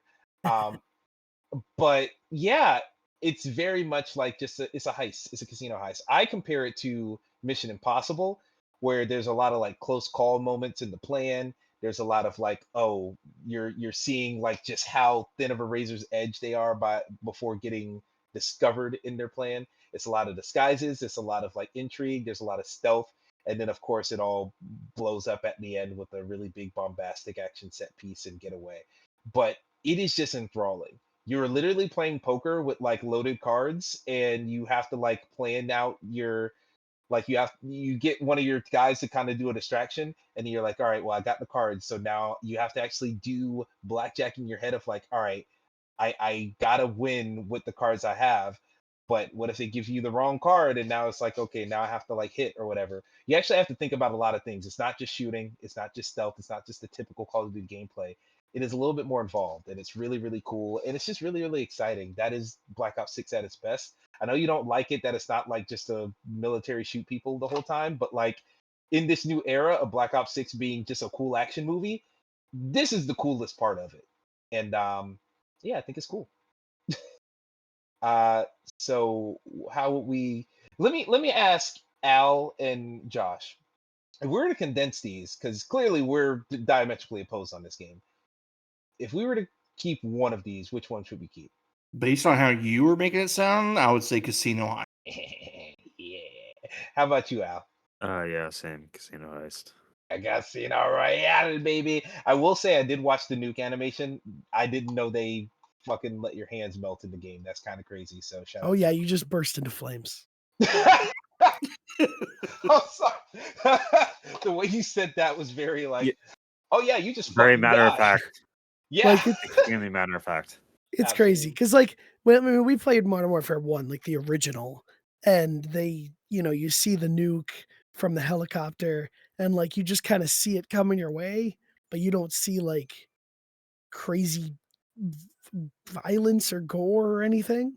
But like when it was like my first match in Black Ops 6 multiplayer, like the official game multiplayer, and it was just like nuke inbound 5 4 3, and I'm like, okay, I guess the game's gonna end, and you just burst into flames, and you just watch yourself start burning, and then the game ended, and I was like, all right, I guess nothing matters. I mean, the Black Ops franchise has always been the most nihilistic section of the Call of Duty games, but like that's closer to being funny, Oh yeah, it's great. just because of the Um, multiplayer context of it. But yeah, and I did want to say, like the open world segment was interesting, and it did a better job than what I've seen of Modern Warfare 3 reboot that did like the Warzone map, and it was just a stupid mess. Like this actually felt like you're going around to various objectives, and I wish it felt more important to do those objectives. hmm I Because understand that. sometimes it was like, oh, why do we really need that intel? What do we need to save those guys for? They're not gonna like help me do anything. But Mhm. but it was cool, like getting to drive around in a thing. It kind of felt like Halo. Like Yeah, that's a good equivalent. Yeah. you got to drive around a truck that you could get on and off at random and just kind of look around, and it was neat. It was a cool Indeed. thing. Just like But Half-Life 2. just like Half-Life 2. Yeah. Half-Life 2, if it wasn't just down a straight line effectively in gameplay. But yeah, absolutely. I really like that sequence, but I would gladly drop it for the Casino Heist because the Casino Heist is really good. But now that we've minimized everything, I think it's time for us to have our traditional highlight session. Uh, Al, let me come back to you actually. Which one of these is a highlightable moment for you? Easy. Defending the sequence where you defend the banner in Space Marine 2. Oh, I did not expect you to say that. I actually experienced that one, so I can. I Yeah. don't know if I'm gonna So hold yeah, hands with you, but I can talk to you about it. Hmm. Interesting. Interesting. Interesting. I All feel right like I then. should step out for it because I haven't played it yet. I think we can talk on it without spoiling too much. So we'll come to that in a minute. Let's continue to highlight sections. Josh, which one of these would you like to highlight? Vegeta versus Goku. Ah, okay. Here we go. Dragon Ball Kakarot DLC time. Let's go. Interesting. Um, Graydon, which one would you like to highlight? I love the water bucket intro, but I have to go with the Kanto heist. I Damn it! have to. Have to. Oh, we're so So split. I don't know I this. hate you. I don't know what this says about my state of mind, but I was almost expecting to hear Graydon say, "Yeah, the waterboarding scene." The Oh my water. god. That was a different Call of Duty. That was GTA Yeah. 5. Oh God, yeah. Fuck, man. There's too much torture in video games. What the fuck are we doing? Um. This is fucking me up because I was really hoping you would say the water bucket intro, so that I would feel less guilty about picking a different one. But now I got to pick between my two babies. Uh, I'll say that the water bucket intro is absolutely the thing that was like, oh, I'll say it like this: Indica, the water bucket intro is what made me say, oh, this game's gonna hit. The other level that I'm gonna choose is the one that was like, oh, this game's gonna be one of my favorites of all time, and that is the cutest PlayStation VIP level in Astrobot. I'm going to choose that one. It hurts because I love Indica, but I think we've given Indica enough flowers, and I gotta be real with myself. That is the one. Um, Now I'm gonna go ahead and delete Indica from here. Let's give just like a sentence or two for each of these, so we're not here too long. So we've topped the water bucket up enough. Casino Heist I've topped up enough. I love that, so I'm gonna go ahead and delete that. Princess Showtime? Super What might Radiant that be? Beach. Yeah, Super That's Radiant me. Peach. Is that where you like kill Mhm. God at the end of most of these games? That's exactly when you kill God at the end. Yep. Precisely. Hmm. Remember how we said, oh, Kirby in that freaking game is like an anime? Yep. So is Super Radiant Peach. Does She she turn goes into a Mack hard. truck? Um, I mean, whatever you want to call it. Turned She's into a big. Lovecraftian Bro, entity.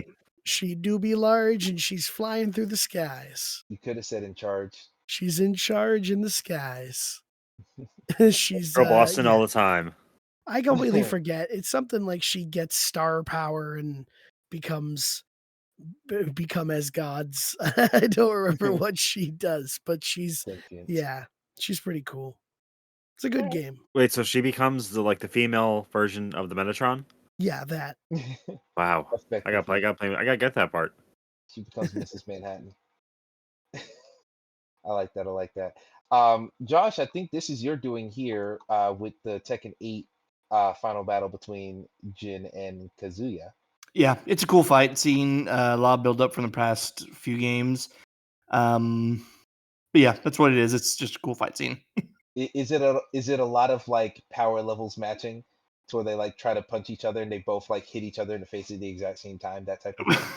Pretty much. There's like a point where it almost gets like comedically like over the top, where it's like, oh, you beat him, and then he gets up, and then they fight some more, and then you beat him, and then he gets up and you fight some more, and then you beat him, and then he gets up and you fight some more, and you're like, oh my god, how many times am I going to do this? Please tell And me you pull there's out a gun. checkpoints. I don't play the game on easy, so I couldn't tell you. Okay. And then he pulls out a gun and then he never gets up again. Um, okay, yeah, Tekken 8 is definitely one that I want to play, so I appreciate you not spoiling it too much, For but what I it's worth, definitely this want to see. scene looks beautiful. Like the Tekken 8 animation. is gorgeous. Yeah. Wow. Yeah, everything about Tekken 8 is gorgeous. And I got to replay Tekken 8 because like I said, I hadn't beat it, but I kind of just skipped through it so I can get to the fights. Now I actually want to see what the fuck's going on. Maybe I'll start with 7 because I do own that still, so look out for that. Gripe Bomb. Is this your handiwork, Al? From WWE 2K24? Sure is. Explain that real quick. So, W2K24 very much leaned into meme stuff, like the stuff within the wrestling community, and obviously the Gripe Bomb is it is mainly in name only referring to what happened with CM Punk in AEW, where he vented or not vented. He went nuclear and basically just torpedoed his run in AEW, just saying, "I'm old, I'm tired, I work with fucking children." Damn. And they there's a in the woman's story, like part of My Rise, which is like the my career mode. Uh-huh.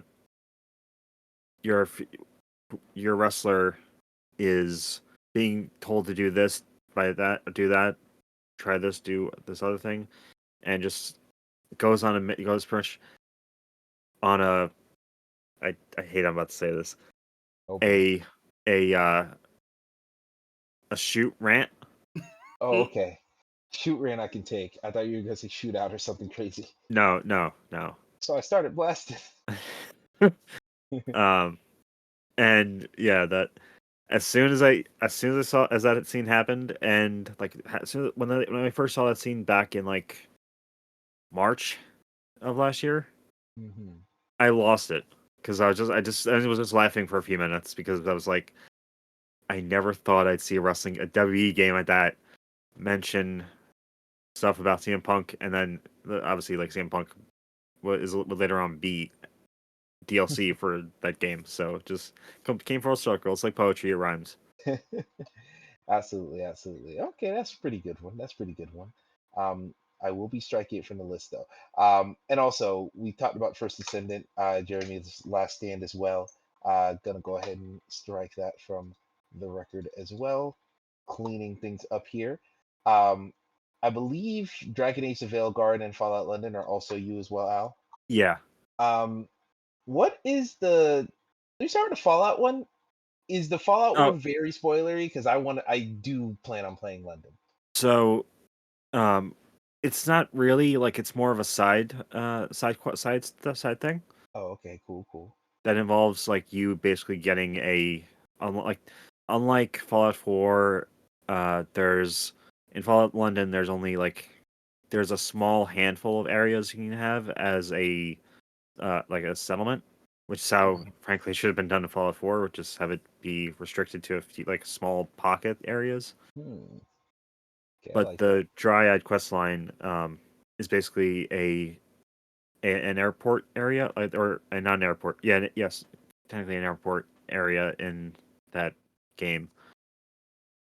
And Remember, no British. It's awful. That's uh, really terrible. Sorry, go ahead. That's a there's a Midwest reference. group of of people who are kind of cultists, but not bad cultists, like not non-threatening cultists Hmm. who are devoted to a person, and that person is the Dryad. I think Hmm. it's been a while since as I mentioned previously, I had to because of updates and stuff, I had to restart my game a third time or fourth time. I Oh, can't remember. That's how many times it's been. damn it. You Hmm. basically have this character who is basically mutated into basically he's a tree man, Oh no. kind of like, and not in kind of a worse way than what a Harold was in Fallout 1, 2, and 3. Hmm. So you have to go through a area that is causing the certain enemy types in the area you're in it's making them very agitated and just aggressive towards anything or anyone who goes near them. Hmm. And I'm that's all. And you go, since there are no vaults, since there are no vaults in Fallout London that have different, like there's the different takes, there's different take on them, and I'll let you explore what that is when you play more. Hmm. And Well, I'm gonna stop there with this quest line, but I just thought it was really respectful and really beautiful and really just well written. okay. I look forward to checking that out because everything you're saying sounds really neat. Also, it would be really funny if they did have vaults, but they're just like slightly off the hinges and a little bit crooked to So people's teeth. Anywho, no, I actually I pretty will sure. say Yes. the closest thing that like there are technically areas that are basically that more or less are the equivalent of vaults, Hmm. and said areas are just really like cold and like just Ain't nothing going on there. no just give you like just the only making is the best way I can sum everything up in there is just inhumane. Oh, okay. That makes sense. I've heard some things like that. Um, okay. Well, I mean, look, I'm still very excited to try it out, but I I want think to say yes. that first of all, I'd walked away from the mic, so really good with that. It made me laugh when you were like, "That was a no Russian reference." That was really good. Thanks. I'm proud Oh of you. man, I felt like I whiffed. Let me tell you. No. I'm with you. I'm with you. I was like, Um, oh, I but should that have made was. a Shinju Abe joke instead. Oh my god. Ooh, keep rolling. Keep rolling. Keep rolling. No, the In his grave. that was that was not how I expected that whole like everything Alan was saying, and then to be like, it's really respectful and done well or something. And I was like, oh, I gotta know what this is about. Like I gotta look this up and figure out what how this is like an endearing storyline. Like I'm interested now. Indeed, indeed. So yeah, I'm curious to see what that's about as well, but that'll be in the near future. And then the last one here, Dragon Age Veilguard. I think Sophie's Choice. This is probably a very big decision for certain characters. Is this No, too big actually, to? Yeah. no, it's actually like pretty. It's still technically it's like maybe 35% into the game. Oh, okay. So like most of the game, you're or for that up until that part, you're just gathering your like doing stuff like or you're doing quests and side quests and stuff with your allies, and then just you're starting to learn more about the story, like the overarching stuff, like the villains and why Solus is doing what he's doing. And it's actually something I really wish that had been done like it the way this is I wish it like it would have been done like better, but I still haven't had. It's been a while since I've had like since I've had an experience like this when playing a Dragon Age game. So, Hmm. two places you visit, Menrathis and Treviso. Hmm. Both of them are being attacked by dragons because it wouldn't be a Dragon Age game without dragons. That is true. I'd hope they have some. And you can choose only you can't split up and go to like have one group go to another or go to one and you go to the other. You can only go to one of the two options. And Menrathis is, and the thing is, like whichever one you don't choose gets hit by blight and gets devastated and makes you feel like a piece of shit for choosing not to help there. And Hey, the thing is, Arcadia Bayou? Not the Bayer Bay Dragon No. Inquisition. no, but the worst thing about yes and no, kind of. Hmm. You or actually no, it's even worse than the Arcadia Bay option because, for example, just disclosure, I chose you can choose to like either go to Minerathis and Treviso will get hit by the attack or will get attacked, or vice versa. Hmm. I let Treviso get attacked, and you're visiting those locations multiple like a lot like quite a lot or quite frequently before the whole thing happens. Hmm. Okay. I And you yeah. and it's not like a normal like like normal games would just lock that out, like take the area that was a hit and just just lock it off, and they just let you have to like lie in your bed with that decision you made because you have to go back to both areas. So Damn. you're making relationships with people in this place, in both places. One of them gets wiped off the map, and then you're forced to go and see what you did. No, it's actually worse. Like it's not wiped off Oh the my map. god. It's It's in ruin. yes, and and That's I insane, actually. and there's a quest line in, like, for example, when I went back to Treviso, one, the companion that I recruited, who is from Treviso, basically more or less said, I need some time before I'll come back to you and help you because you didn't help me. Huh. Which happens vice versa, which no matter which one you choose. Okay. So Fascinating. I didn't know about that one. yeah, and like there's a quest line within that whole thing of blighted people who work for the Antivan Crows are going missing, and you discover that because you chose not to help Treviso, the people who have been going missing, who you've also met before on previous times visiting the area, are turned into monsters. Like disgusting mutated, or not mutated, disgusting corrupted monsters. So yeah, I honestly have not gone back to play it because I still feel like shit because of that choice I made. Well, hey, they don't call it the no-fish choice. Nah, that was a bad one. All right, that's heavy. That I definitely don't call is it Nancy something that Reagan's sounds. choice. Actually, that's a good one. Shout out to the throat goat. But yeah, that's a. I can't believe I said that. Holy hell. I like that one a I'm lot. sorry. What the fuck just happened? Wait, is that You've this is never an heard example that? of yeah, like did you not were you not around on Twitter for that craziness? Yeah, No, yeah. I have When Well, that no was what, basically 2 years like ago? old memoirs came out where like people they were passing Nancy Reagan around in the DC streets, and she had talents apparently. Like when he was dying of Alzheimer's.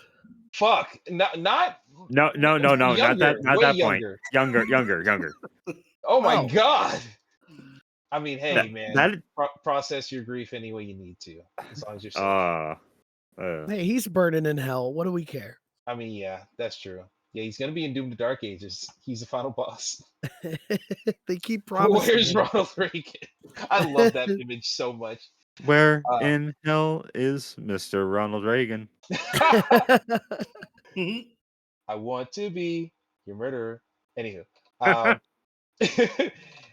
so here's what we got right now. Here's what's left. We got Dragon Ball Z Kakarot DLC, Goku's Next Journey, Vegeta versus Goku rematch, Defend the Banner, Warhammer 40k Space Marine 2, cutest PlayStation VIP level, and Astrobot, and the Kanto Heist in Star Wars Outlaws.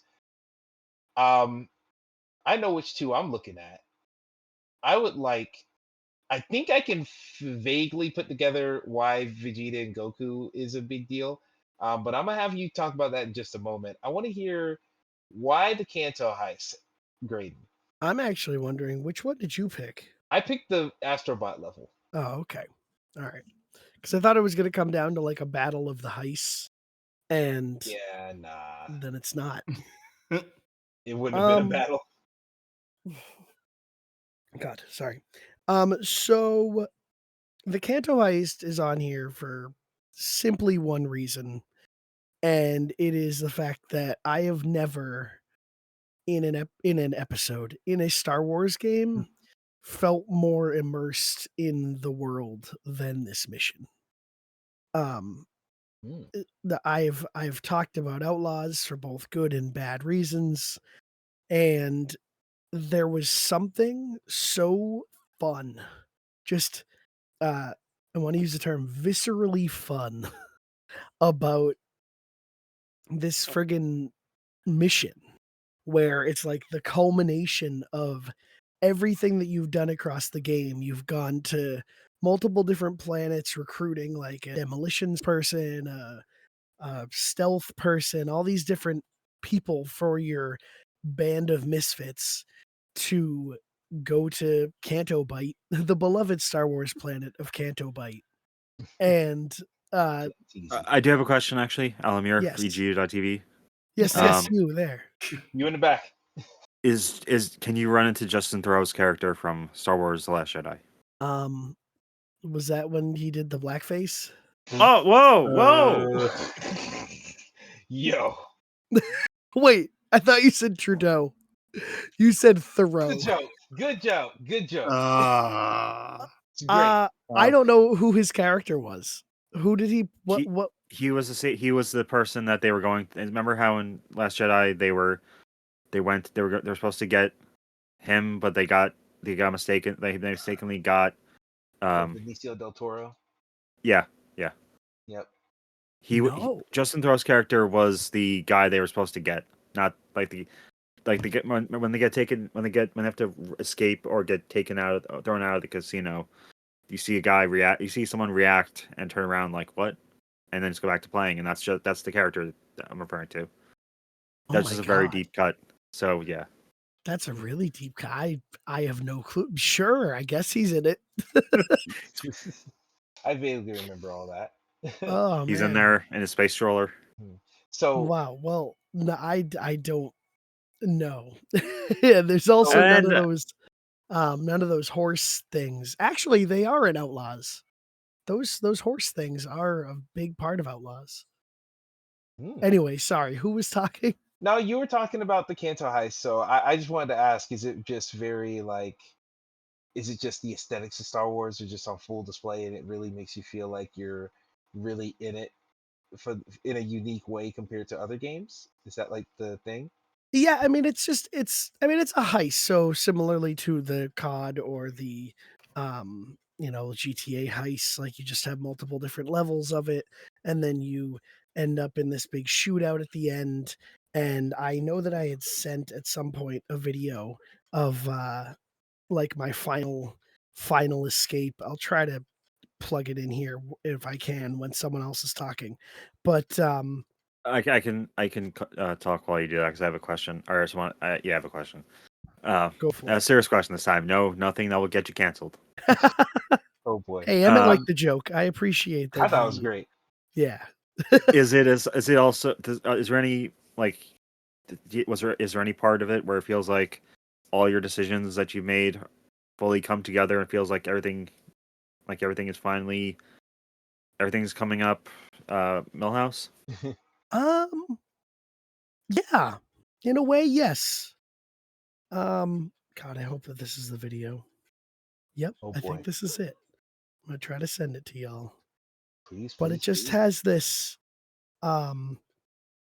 I don't know, between like the music and between like the just the intensity of it all. I just remember thinking back on it and being like, this is Star Wars. Like this is what it's about to be like uh-oh, this file exceeds the size limit. Get nitro. Fuck Ew. off. Piss off. Like night, no. Anyway, you'll have to take my word for it. I believe It's you. it's pretty damn cool. Um yeah, I thought it was cool.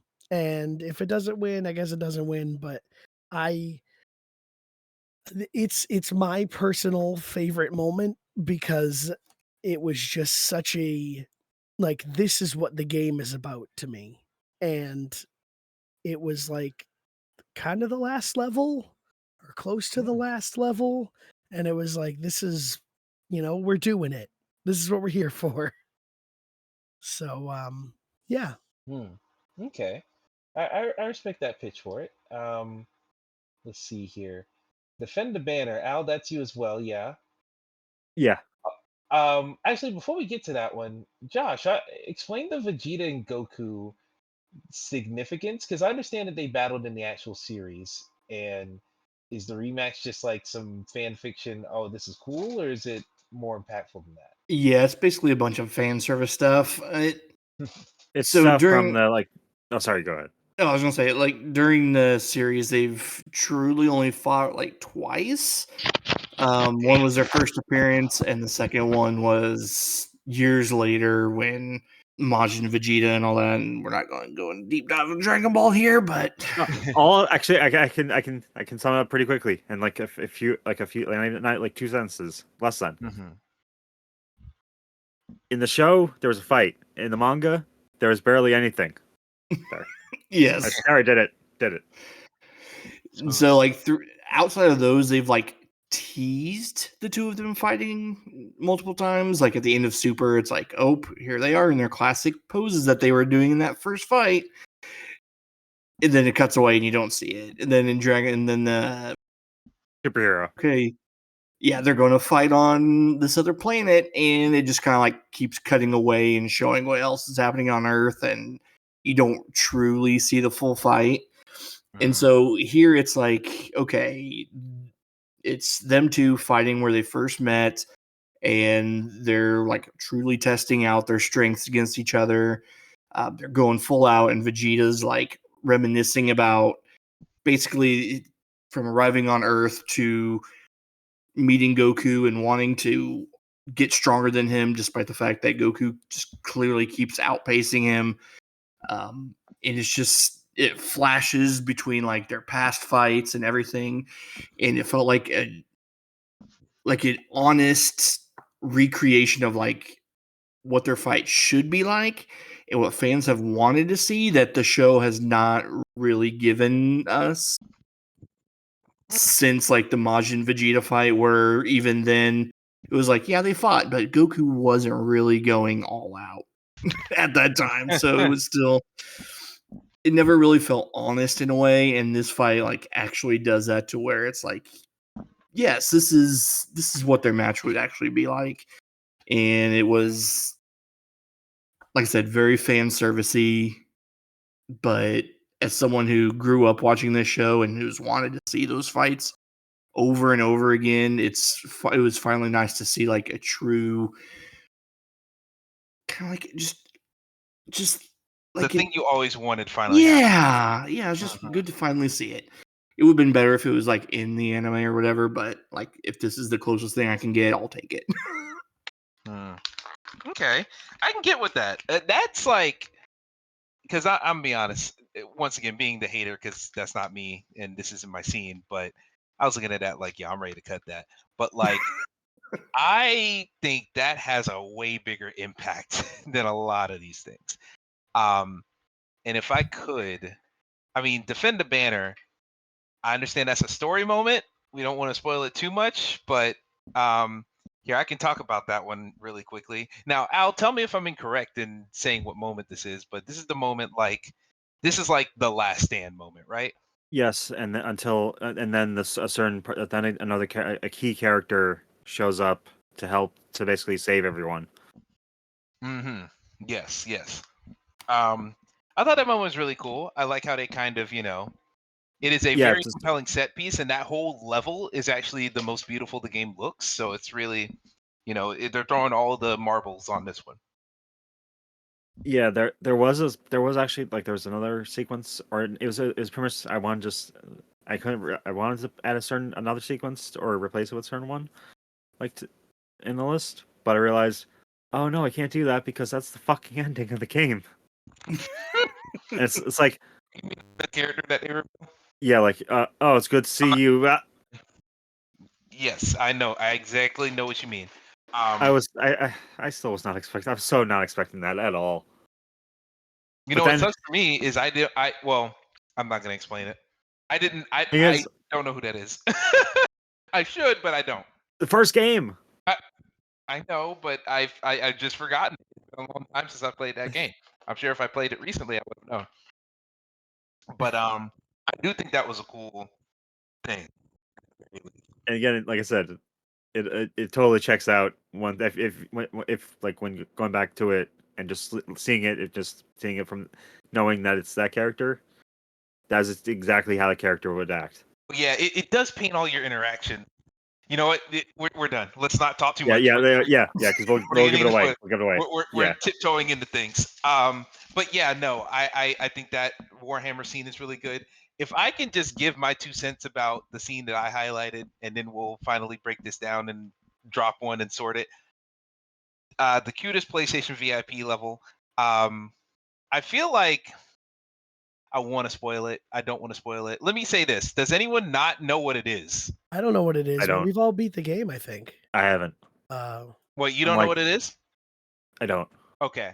Well, there's 5 VIP missions in the game, I'm not gonna say what this one is. Are they the tribute levels? Yeah, where they're like tributing different. Is this the one PlayStation. that's like colorful? Yes. Okay, that's what I was thinking you were talking about. That's your Yes. favorite one? That is my favorite one. Yes, absolutely.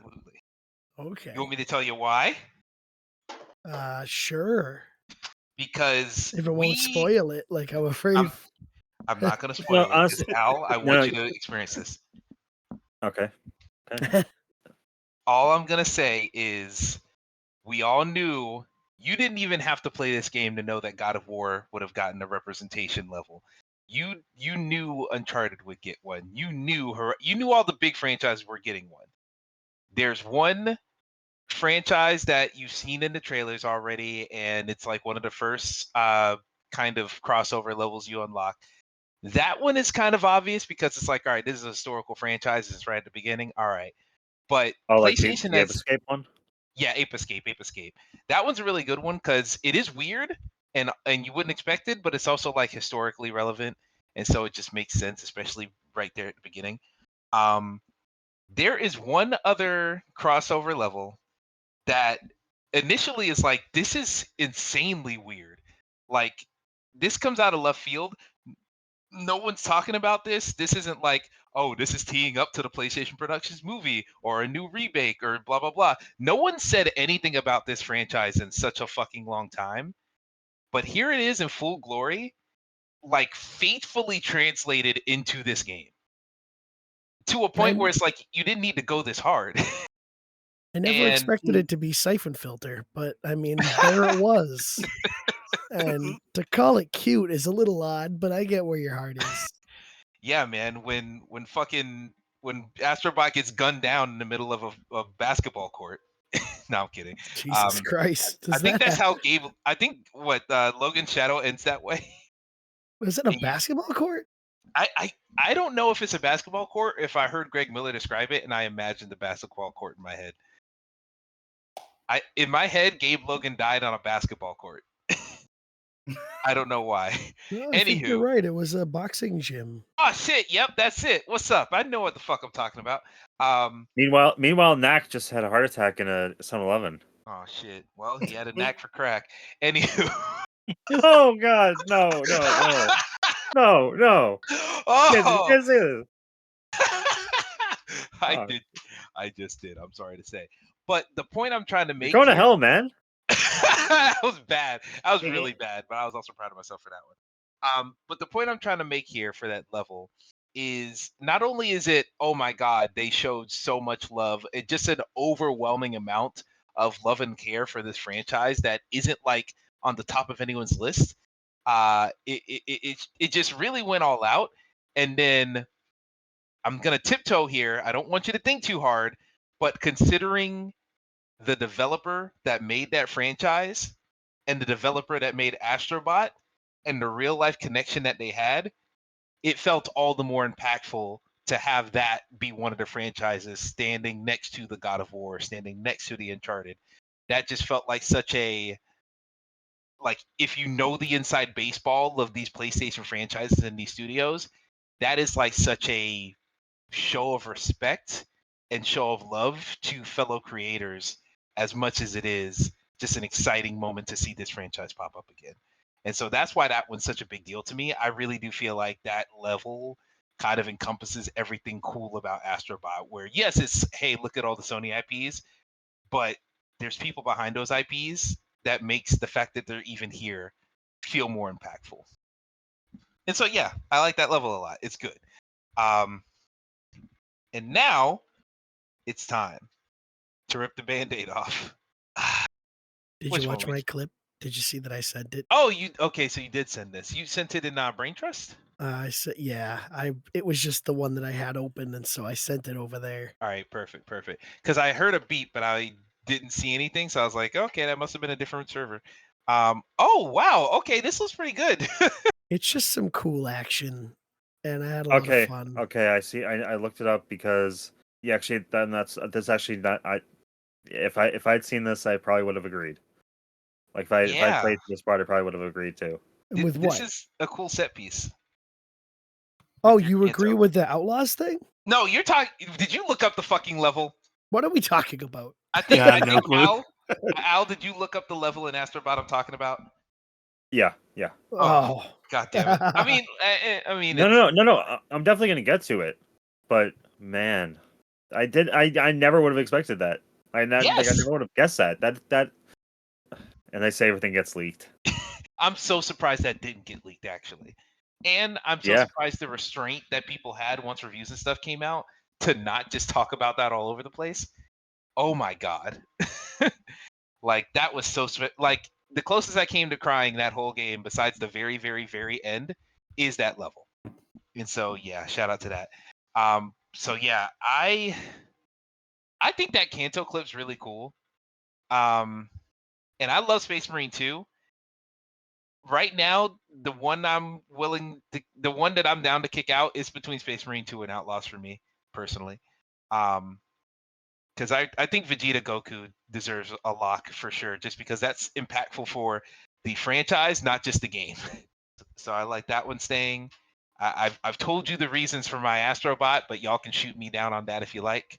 How are we feeling, Josh? Which one are you feeling is like the dropper?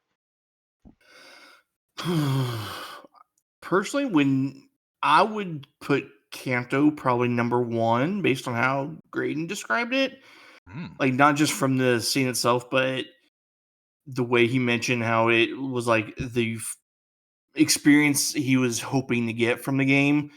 So I don't know, like if it's fit is like the exact thing that shapes what you wanted out of your whole product.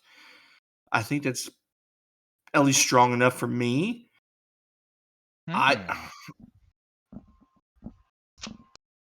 That's If fair. it makes everyone happy, I would be fine dropping Vegeta and Goku. Like I said, it's a fun little fan servicey thing. But I mean, So here's the thing. it's not the They're all- medium I would want to see it in either. I mean, technically, these are all fan service of some sort. So Did this not service you as a fan? What, in all contexts here? I think so. I feel like don't hold that against yourself too much, but you're making a good point with Kanto. I'm willing to drop the banner. Just like they did in that scene. I mean, I'm kind of when the wanting stuff to drop got leaked. the banner. Oh well, yeah, that too. But I'm kind of I'm kind of leaning towards dropping the banner just because Space Marine 2 is great. I don't even think that's the strongest scene in that game. Just me personally. I think like shortly after the cavalry comes in and then they go somewhere else, I think that somewhere else is a cooler sequence. If you know what I'm talking about right there at the very end. Yeah. Oh yeah. You don't have to tell me that. Yep. I'm not gonna keep going. But yeah. I think that's the coolest sequence of the game. So to stop at the banner, I'm like, the banner's cool when you think it's like, you know what? I'm just gonna get more spoilery. So yeah, I think we dropped the banner. Is anyone against dropping the banner? Going once, going twice. Sold to the rest of us. All right. Now we have our three. How are we ranking these? What's I don't know. Actually, Al, what would be your number one since you're the only one without any inherent bias? Cutest PlayStation VIP level. Number one. Well, okay. That's your number one. Graydon, what would your number one be out of these? I like the thought of Astrobot for VIP levels, but it's just a me thing. I don't want to vote for that one, that specific one. I like the other ones better, but I'm just being a turd. But like, do the other ones have the historical impact that one has? You know, that's the point. Historical impact, I don't know, but emotional impact for me, because I never played that game. Like, the other ones were a lot better. I mean, to keep it a buck, I never played like the full product of any Loco Roco. Wow. We have done such a good job of talking around. I mean, You know what? Maybe I'll put in a note and be like, look, you idiot, cut it right here. I just literally just wow.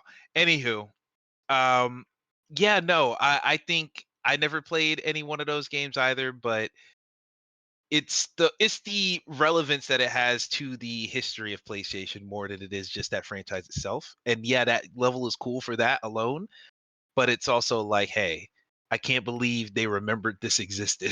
you know, that's where I'm Yeah. at with All right. All right. You can put it at the top if you want. that. Josh, how do you feel about it? I mean, I'm probably more in the camp with Graydon there. Like it was fine. I enjoyed it. Fine. It wasn't All my right. favorite VIP level or anything, but I liked how it was so different from the other VIP levels. Josh, what was your favorite VIP level? Probably Ape Escape. Oh, damn. Okay. What's yours, Graydon? Probably Uncharted. It's between Uncharted and God of War. They were really cool. Hmm. I think they were both good. I feel like Uncharted was just like, I have a gun. Cool. Yeah. There's no like novel mechanic. You know, talk about the novel mechanics in all these levels. The one I'm talking about here had the most novel mechanic, but I can Astrobot understand with a gun. What's wrong with that? nothing's He's wrong with swinging it. on But vines it's and like, stuff. He's solving puzzles and getting eggs. You know how many guns I've fired in video games? How did you just change microphones? I did. I changed microphones way earlier because I got up and made my oatmeal for tomorrow morning. I was like, wow, this is a very specific audio clip of yourself that you have recorded. nah. Did you just Home Alone us? Marv. No. All right. It seems like not everyone's super duper sold on Astrobot, so I'd feel weird about putting it number one. Little did y'all anyone want- know, Emmett has been dead for 7 years, but he's still podcasting. Oh my god. God. Yeah, y'all been talking to an AI this entire time. Okay. Alan would never allow that. Yeah, honestly, thank you for your integrity for that, because no, I wouldn't want that either, nor my family. Alan would be like, the only way we can have Emmett is an AI. Get rid of him. Yeah, no, I'd rather yeah. Honestly, I prefer that than Coblecop AI. Exactamundo. How about? 'Cause I just really like Vegeta Goku being higher up, since it is such a thing people have been wanting from that franchise. Yeah, So I'm how cool with about? that. I mean, shit. The ranking we have right now, I think it's fine. But do we think Astrobot is too high? Do we want to swap Star Wars with Astrobot or leave it where it is? I wouldn't have swapped it, but I guess I'm crazy. No, I would agree with you. I would put Astrobot 3 personally. All right. Damn. Astrobot 3 it is. I thought I had my argument on lock, but no one gave a fuck. Actually, I just remembered that in the Horizon one, you can like yabba dabba doo down a dinosaur, and that one bumps it up even higher than the three. That's true. But you didn't put that down as one of your favorite memorable moments anyway. Hey, buddy, I should have just put all the VIP. To be honest, I didn't even know it was called, like, we were going to call them VIP levels. So I thought the whole time, like, what does that mean? Is there some special place I forgot about? I mean, thought that too, Al. Initially, and then I looked it up, and it said, "Yeah, that's what everyone else that's what most people are referring to them as." So, Oh. Well, in the I game, just- they call the bots from video games VIP bots, so folks just extrapolated it and said, Oh. "Okay, VIP levels." Yeah, I was just calling them like tribute levels. Mm-hmm. And I mean, that's it's like, oh, they fly now. Oh, they're VIPs now. They're VIPs now.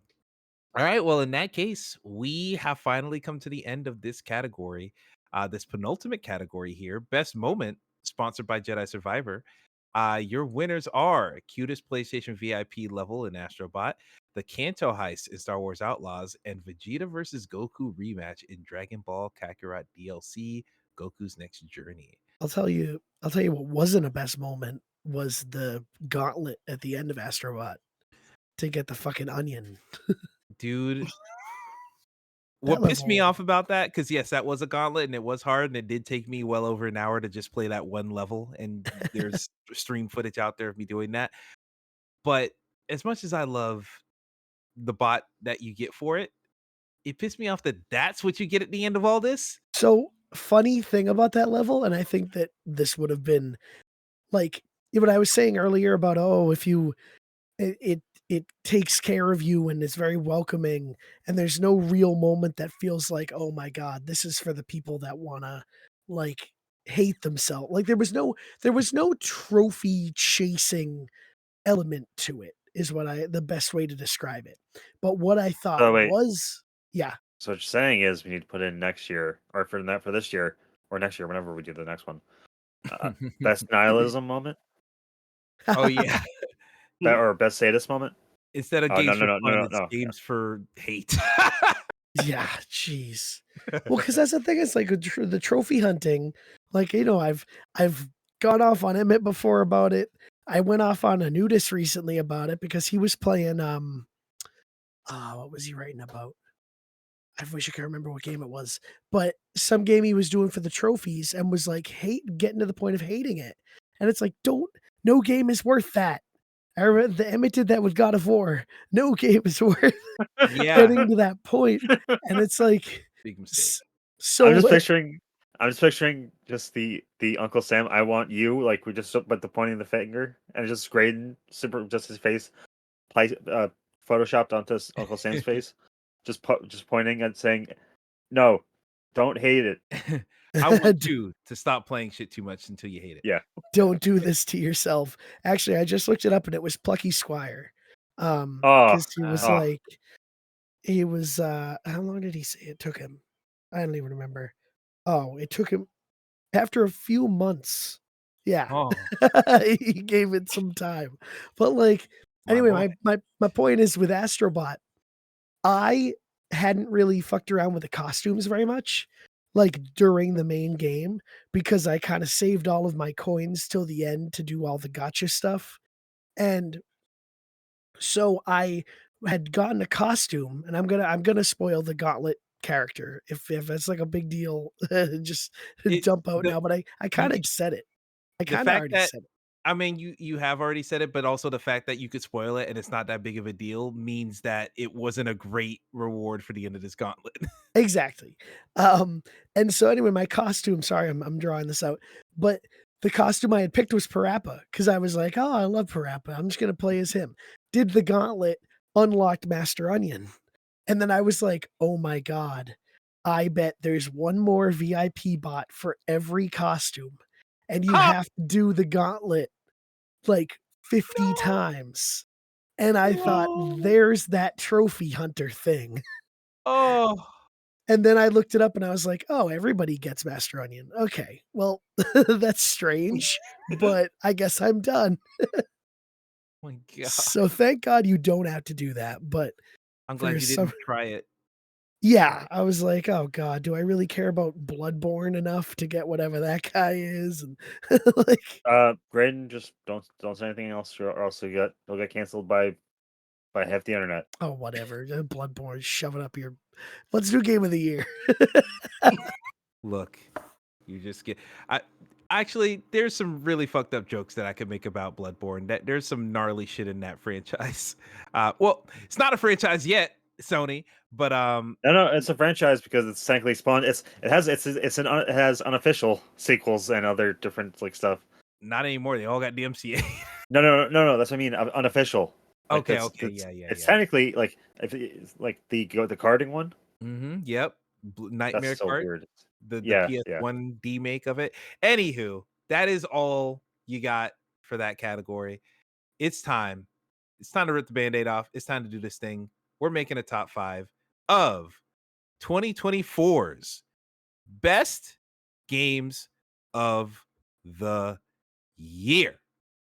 It is finally time. Let's read your nominees for Game of the Year. Your nominees include The First Descendant, Warhammer 40K Space Marine 2, Fallout London, Kimitsugami Path of the Goddess, Astrobot, Star Wars Outlaws, Tekken 8, Black Ops 6, and Indica. Notable exclusions, Please Don't Kill Us, Metaphor, Refantasio, Yes. Silent Hill 2. Yes. um, Fucking So Persona much 3 Reload. Shadow of the Erd Tree. Yeah, Shadow of the Earth. Fuck. Wukong Fallen Dynasty. or whatever. Exactly, Wukong. Jesus Christ. Yeah, how did Persona 3 not? Josh, how did you not nominate Persona 3 for like anything? Yeah, feel- Josh. Anytime it's like Josh a has something remake or called anything, integrity. I feel really weird about having like remake stuff on these lists, just because so much of it is based off of a previous. And so it's just my own like personal weird thing that I just can't get over. Okay. Remember last year when I was trying to make Resident Evil 4 remake, get every award it could, and I rightfully got shut down by Josh. Stuff in the ballot box over here. Yeah.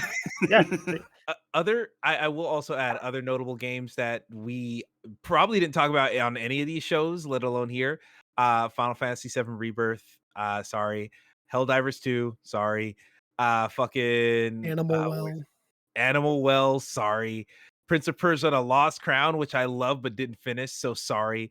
Indiana Jones and a Great Circle, which we shouted out the music for. Sorry. You want to talk about Gooner games? Stellar Blade. Sorry.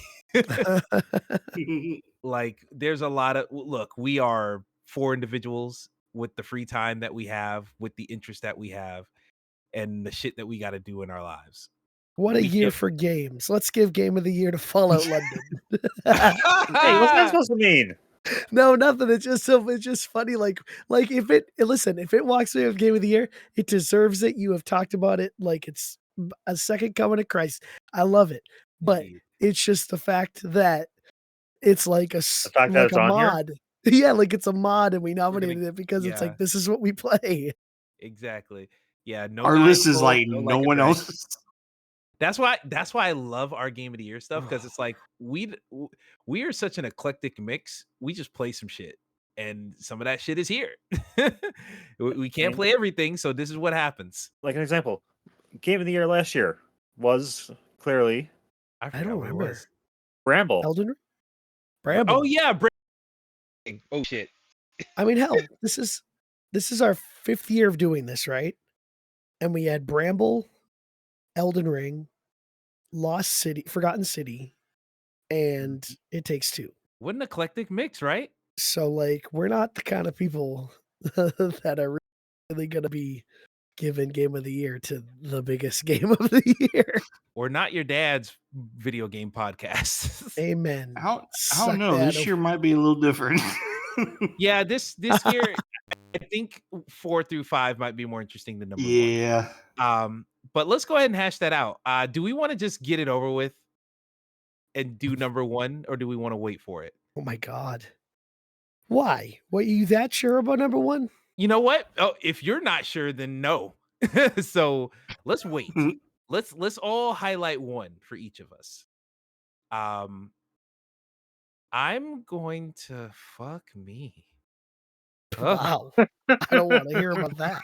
I'm not ready. I'm not ready for this. You can do that on your own time, sir. Only needs one hand to type and highlight. Jesus Christ. Please mute before you begin.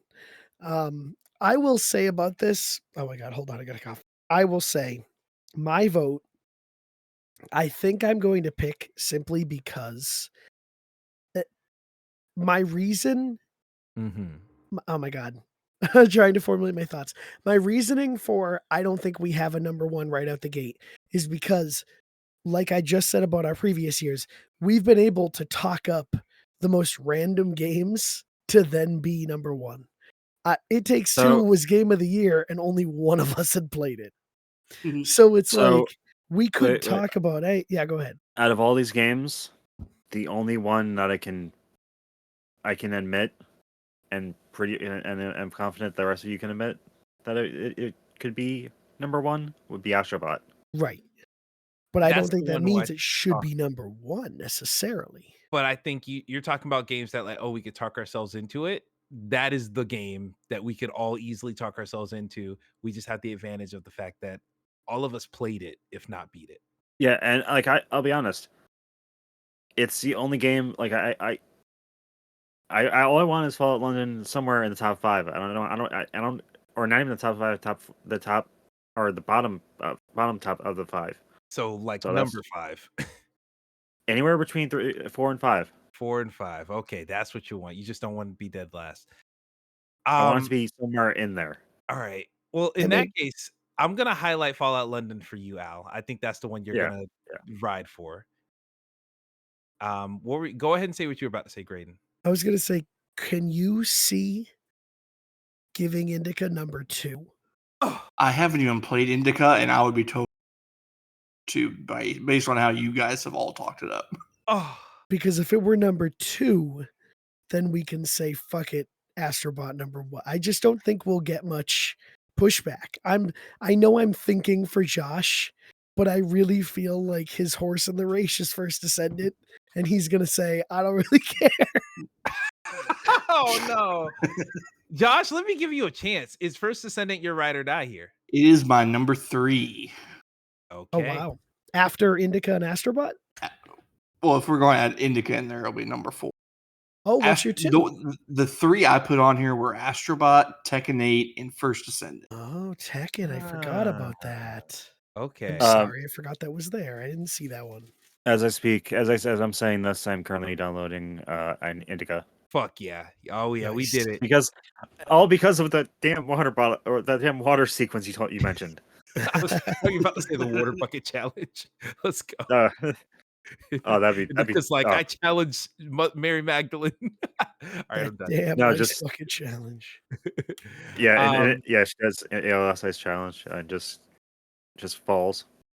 Turns into Laurel and Hardy skit. Yeah, it takes her 20 minutes to do the ice bucket challenge, and then she has to does it 4 more times. There's okay, so right now I have highlighted Fallout London. That's definitely going to be on here. Astrobot's definitely going to be on there. Indica definitely going to be on here for the conversations we're having. First Descendant and Tekken 8. I can hold hands with you on Tekken 8. First Descendant, I respect having something like that on here, but I'd be more enthusiastic to leave that space for anyone else. I'll say this, Graydon, let's hold hands. We're holding hands on Indica. Yep.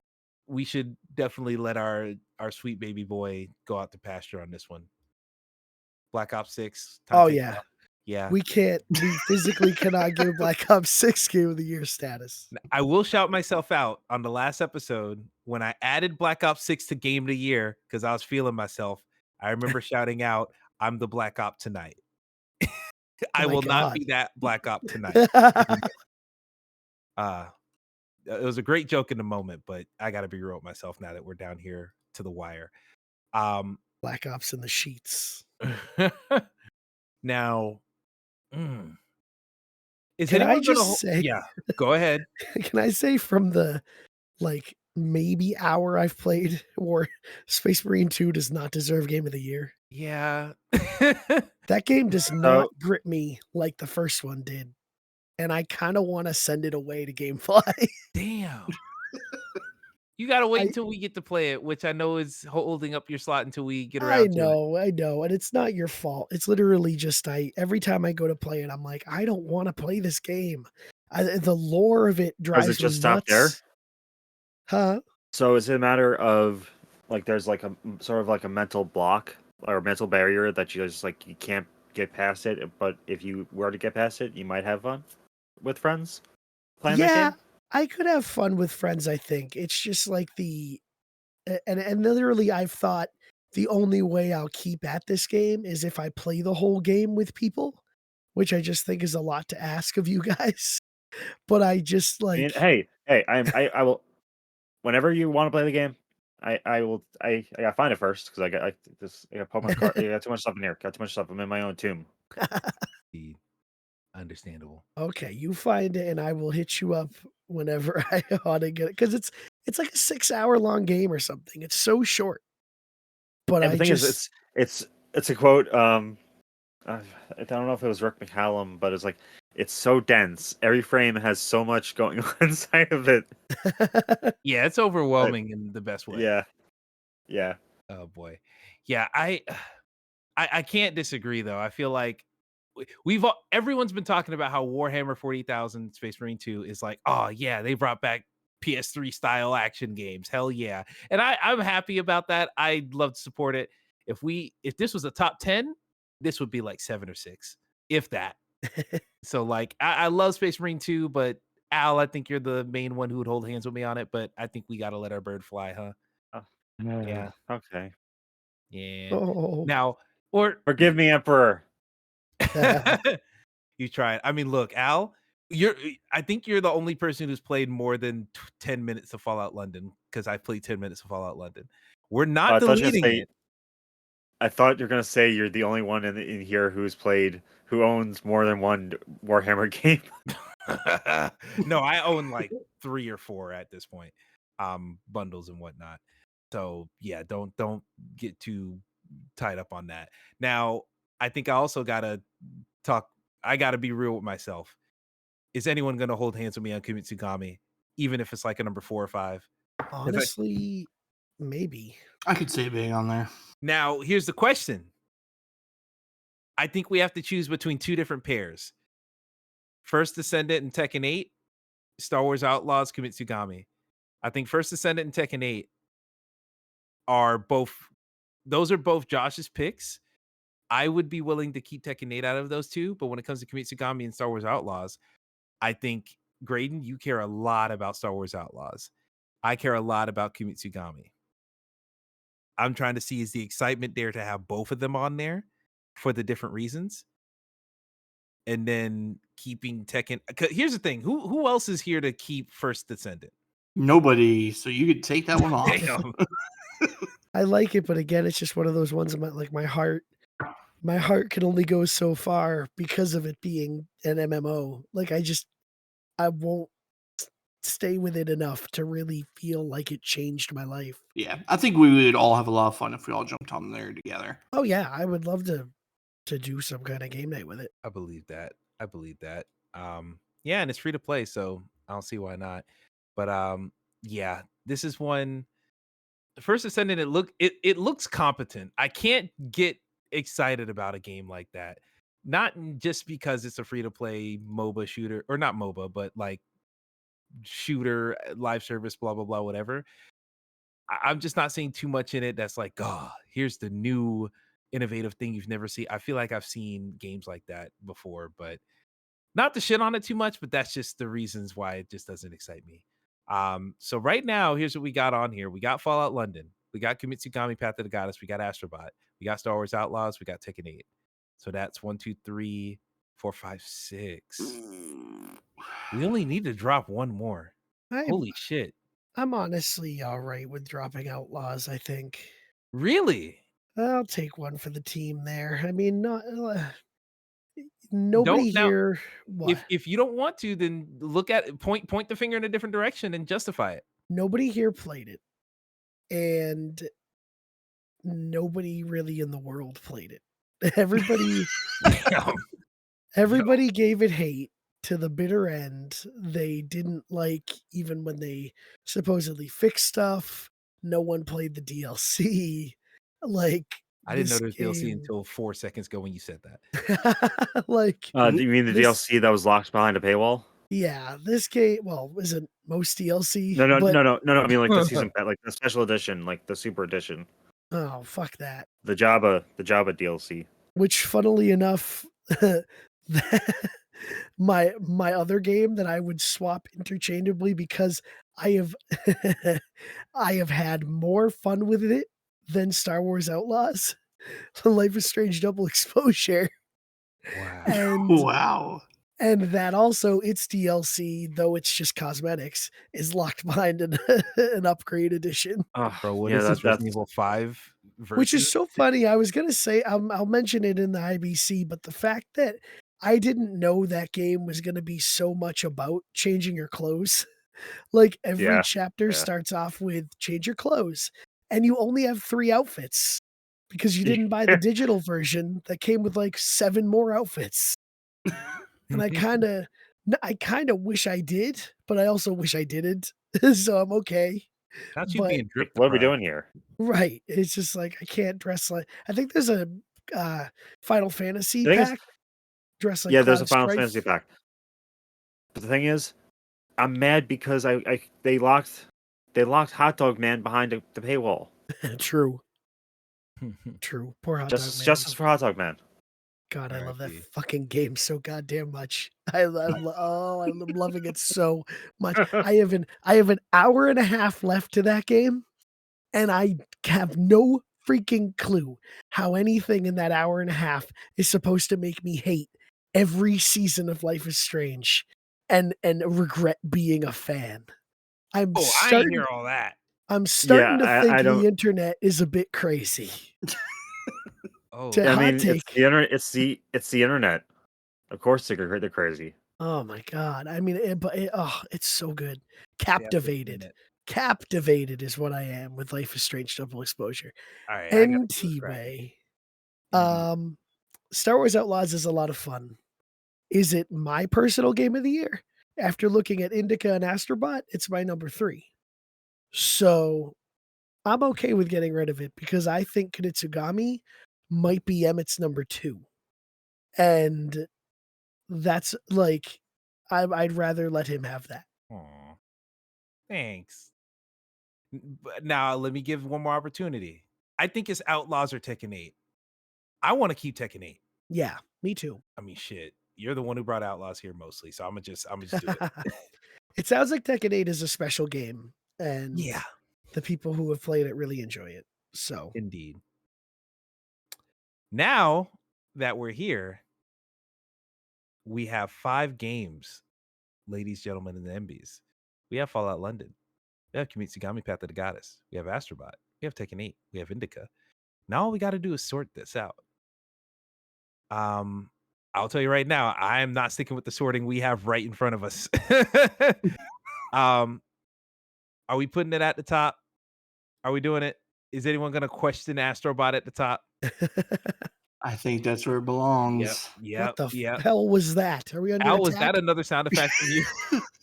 Oh no, we're all about to get the clap. That's what that means. Anyway, Jesus. What's this? An unexpected rim shot is the best rim shot. Perfect. And Unless Craig doesn't pick up any of this, so this is just going to be a wild damn it. time. I hope Craig picks it up. Hopefully, it's in one of our audio tracks. Yeah, I can't explain it now. Now that the moment of the comedic timing is gone. Astrobot, I have moved it up to the top. I think Indica, we talked about it, is number 2. Is there any movement against Indica at number 2? I love that so much. Oh my What the god. fuck? I'm so sorry that won't be picked up by Craig. That is my favorite thing in the world. When did I say that? Hit me with another one. Hit me with another one. They're all in there. Okay, hold on. Where are these? Yes. Yes. Oh no. The You got soundboard. my head is so hot. You got that one?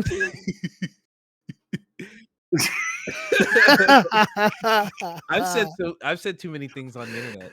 Oh man. Oh, Emmett man. soundboard It's all is in one my video. It's all It's together so in one good. video. It was all to one reaction. Yeah, was that to fucking Wolverine? Yep. Oh Lord Jesus, I forgot about that. Wow. I don't know where that came from.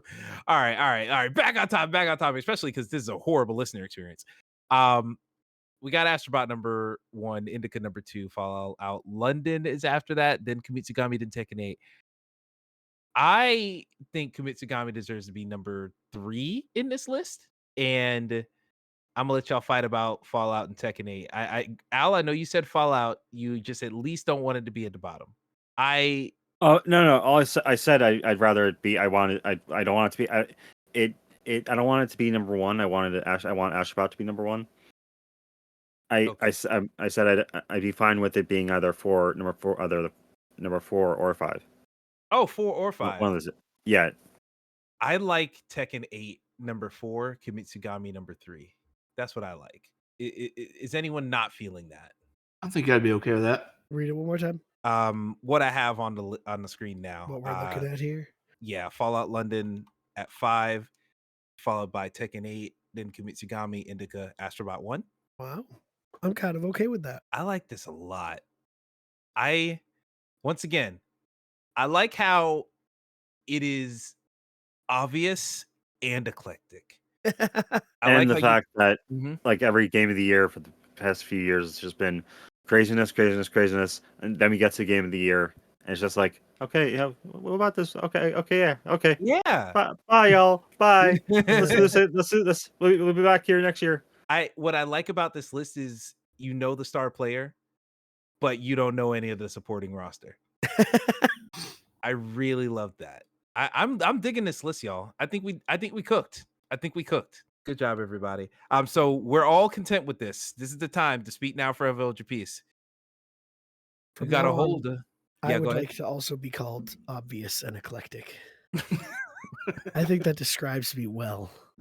That's good. I like that. We're all gonna just have some flowery adjectives to describe ourselves now. So prepare for that in the coming year. And that wasn't too hard. There was some tension there, but that wasn't pulling teeth. So good job, everybody, for that.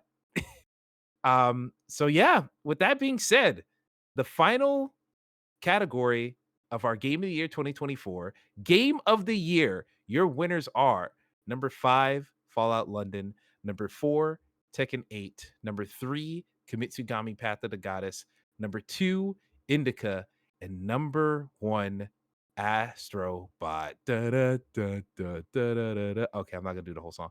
That was great. I really enjoyed this. All these episodes. Actually, you know what?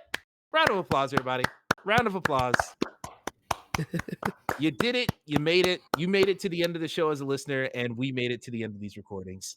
God, I hope that they have the fucking audio play. I hope it comes up because your thing pops up, like your icon lights up whenever you hit one of the buttons. So No, I really hope this picks they up. sadly don't. DJ has filled the Gaiden recordings with tons of memes, and none of them show up. I And know how we're all gonna DJ sound is. crazy. He's probably like holding that. He's just leaning on the button the whole Oh episode. my god, it's a nightmare. Oh, that's hilarious. We will have a Jesus. nice day indeed. Yet another thing that y'all did not hear, but we'll go ahead and wrap it up here because I have a chance to get at least 4 hours of sleep if we end this pretty soon. So, thank y'all for hopping on once again. Josh, thank you so much. This has been a pleasure. It was really nice having you on here and yucking it up about Tekken and etc. Every year it's so good, and now it's time to start getting ready for 5 Game of the Year. Fuck, don't put that on me yet. Dude, Game of the Year next year is gonna be crazy. I'm gonna be like close to graduating college. We'll see how the fuck my free time goes. Pray for me Yeah. is all I'm gonna say. But yeah, looking forward to doing this all over again. Graydon Webb, thank you all as well. This is always a blast. Emmett, you can. I was gonna try to make a "Pray for Me" reference with the Super Bowl, but Oh, it didn't work out too good. weekend God, comes out. can you imagine if the weekend comes out again? That would be wild. It I gotta would be listen to wild, that album. but also like I don't care about the weekend enough to be excited about that. No disrespect. Wow. I watched Well, The Idol and it brought him down in my eyes a little bit. true. But his halftime show was incredible. It was really good. It was really good. Well, But also we'll see you next year. Yeah, we will see you next year. Just like you'll see Ellen Muir next year. Thank you for hopping on as well. We won't go quietly. The Legion can count on that. That is for damn sure. Ooh. Fuck. I'm glad I fucking bullshitted around for a long time. What was Because that I wanted combo to breaker? look, you'll see. Hold up. I wanted to bring something up very briefly. We're not going to stay on this very long. I want to bring this up very briefly at the end of this podcast because I am following up something from a previous episode that we've discussed but have not brought up on the site in any real capacity at all since we've did it the first time. So I wanted to give everybody an update because I know people have been doing stuff in the background. So let's talk about some shit. Here's your update on the VGU Battle Royale Fantasy Critic. I don't know if some of y'all forgot, but some of y'all didn't, because I see y'all got some fucking games up here. Yeah, I didn't forget. Oh yeah, I saw you bidding for some shit. I don't know if I'm I looking ended up at it bidding. right now. What happened? Yeah. Oh fuck yeah, I outbidded somebody. Hell yeah, let's go. All right, What, so we'll talk about it. All right, here's the updated roster of games that everyone has in their publishers. I'm not going to go back and compare it to the last one. If you just listen to the episode 150 of Players Club to find out what we got in our run, but here's where we're sitting at now after a couple bids and whatnot. We got Josh with Naughty Hog. Naughty Hog now has Split Fiction, Metroid Prime 4 Beyond, Ghost of Yote, Pokemon Legends Za, unannounced mainline 3D platformer, and untitled next Mario Kart for the Switch 2. You son of a bitch, I wish I thought of the Mario Kart. We also got the Naka, which is Al for Vivendi Games. Right now they have Avowed. They have points on the board already in the release of Sid Meier's Civilization 7 that came out. We got Lost Records Blue and Rage coming soon. We got Mouse PI for Hire, and we got Mafia, The Old Country. Oh, and I should say counter picks for Naughty Hog were PI Mouse for Hire and 2XKO. And the counter picks for Vivendi are Grand Theft Auto 6 and Pokemon Legends Za. Money where the mouth where money is is Graydon's publisher. The games that he has are Doom the Dark Ages, Anno 117 Pax Romana, Metal Gear Solid Snake Eater, and the Delta, the remake, and Like a Dragon, Pirate Yakuza in Hawaii. You'll be getting points for that soon, I'm sure. And Killing Floor 3 with counterpicks Clay Obscure Expedition 33 and Avowed. Someone ain't been bidden on both you and Al. But I'll tell you I what. I have no idea how to do that. Any of that. When you go on to the go to Fantasy Critic. When you log in on the little thing on the side on the left, you'll see player actions, make a bid, and you can scroll through the games that are coming out soon. And you can put down a low price for the bid, or you can be like, I don't want anyone to outbid me, so I'm gonna bid like $20 and hope no one bids more than 20. So, or you can question: do $1 and hope no one else bids. Yes. If I were to bid right now, money's not going to come out right now, but it says bids will be revealed in a day. Does that mean that based on whoever bid on the game I bid on, I will win it and it'll get added to my list? How the bids work, once again, is when it says bids will be revealed in a day, you can bid throughout the week. They're just going to be private until the weekend comes. When the weekend comes, it's revealed what everyone's bidded on. So, for example, one of the games I have, I saw that Josh had bidded on it, and so I outbidded him during that window when it opened and saw the bids. So while it's private, you can drop your $1 if you want, and if you think no one's gonna look at it over that weekend and you'll slide under it, then hey, you got that bid for $1. So what's that window? That window where it's private? No, the window where you saw Josh bid on it. Oh, basically that one day, 19 hours. I think that's gonna be like Thursday night. No, That sounds right. it's Thursday night is when that flips over, and so it's Friday, Saturday, and I think a little bit of Sunday, if not just Friday and Saturday. And so in those 2 days, I saw that he had bid on it, and then I jumped in and overbid him. And then Sunday it locks it in. I believe Sunday, yeah. And that's when you officially lose your money. Does he lose money? I outbid him, so no. Okay, you lose the money, but you get the pick, and now it will stay you only there. Spend money if you get a product. Think of it like that. Did it show you how much I bid for it? I don't know. You bid less than $10. Yeah, I bid 6. I was hoping somebody would bid 5 for it. Nah, I got that shit. So you then Josh did lose $6. Did you lose $6? No, that was based off my Mario Kart pick. Okay, you bought Mario Kart for $6. Yeah. Gotcha. And then that money stays throughout the whole year. And then Alan has points based on the critics that have already reviewed it. And then does the points lock in when the game releases? I believe so. Because, reviews came out for Civilization already, but I see it didn't give you any actual points because the game's not out. I think when the game's out, that's when it happens. But that I haven't tested that theory yet. We're going to find out soon when that game actually drops on, Friday, I think? Early access. Oh, it's in early access? No, like the if you order this like a certain Oh, tier, you get pre-order. early Mm. access. Okay, all right, Ah. that makes sense. Okay, cancel that. Then. Yeah, like it'll be out on Tuesday for people who didn't pre-order the higher echelon versions, Damn, like that's a me. whole week ahead. Yeah. Fucky wucky. All right then. Well, yeah, that's how it goes. And maybe they don't actually tally up the points until the end of the year once all the games will come out, but I guess we'll see. I'm still not exactly sure how this goes, but before I conclude all that, Oh. Game Recognizes Games, Emmett's publisher. Let me just say what I got real quick. Grand Theft Auto 6, Monster Hunter Wilds, Elden Ring Night Rain, Clay Obscure, Expedition 33, 2XKO. Surprised no one bid on this, but I snagged Little Nightmares 3 for $1.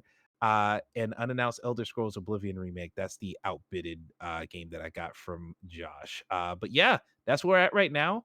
Can I just say, Mhm. we really bit the big one with Kingdom Come Deliverance 2. No. Man, I was pissed. When I saw those reviews, I was like, no one was thinking about that fucking game. And I Nope. saw people talking about it, getting hype. I should have hopped on it, but did not. I was like, oh, it's gonna be buggy or something. And no, God fuck me. But yeah, I was very upset about that. But there will be other games similar to that. I'm gonna keep my ear to the ground, keep my dollars in my pocket, see what I can make shake. But that's all we got. Thank you all, ladies and gentlemen, for listening. You'll hear more about this Fantasy Critic throughout the year. I'll check back in here every couple weeks and let you know how things are going. And yeah, that's it. Thank y'all all for watching. Thank y'all all for listening. Thank y'all all for just riding this ride of Game of the Year. If this has all gone the way that I have wanted it to, you'll be seeing an article version of all of our winners in all these categories. So look out for that. So thank you for all the support. You'll see more normal Players Club episodes probably towards the back half of this month. But thank y'all. Love y'all.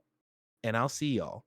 And as I always say, keep it real, keep it trill, and play on, player. Got that game of the year, game of the year, game of the year, game of the year, of the year, yeah. Game of the year, game of the year, game of the year, game of the year, yeah. If they shoot in it. I don't know why I got all deep voice there. All right, and we're done.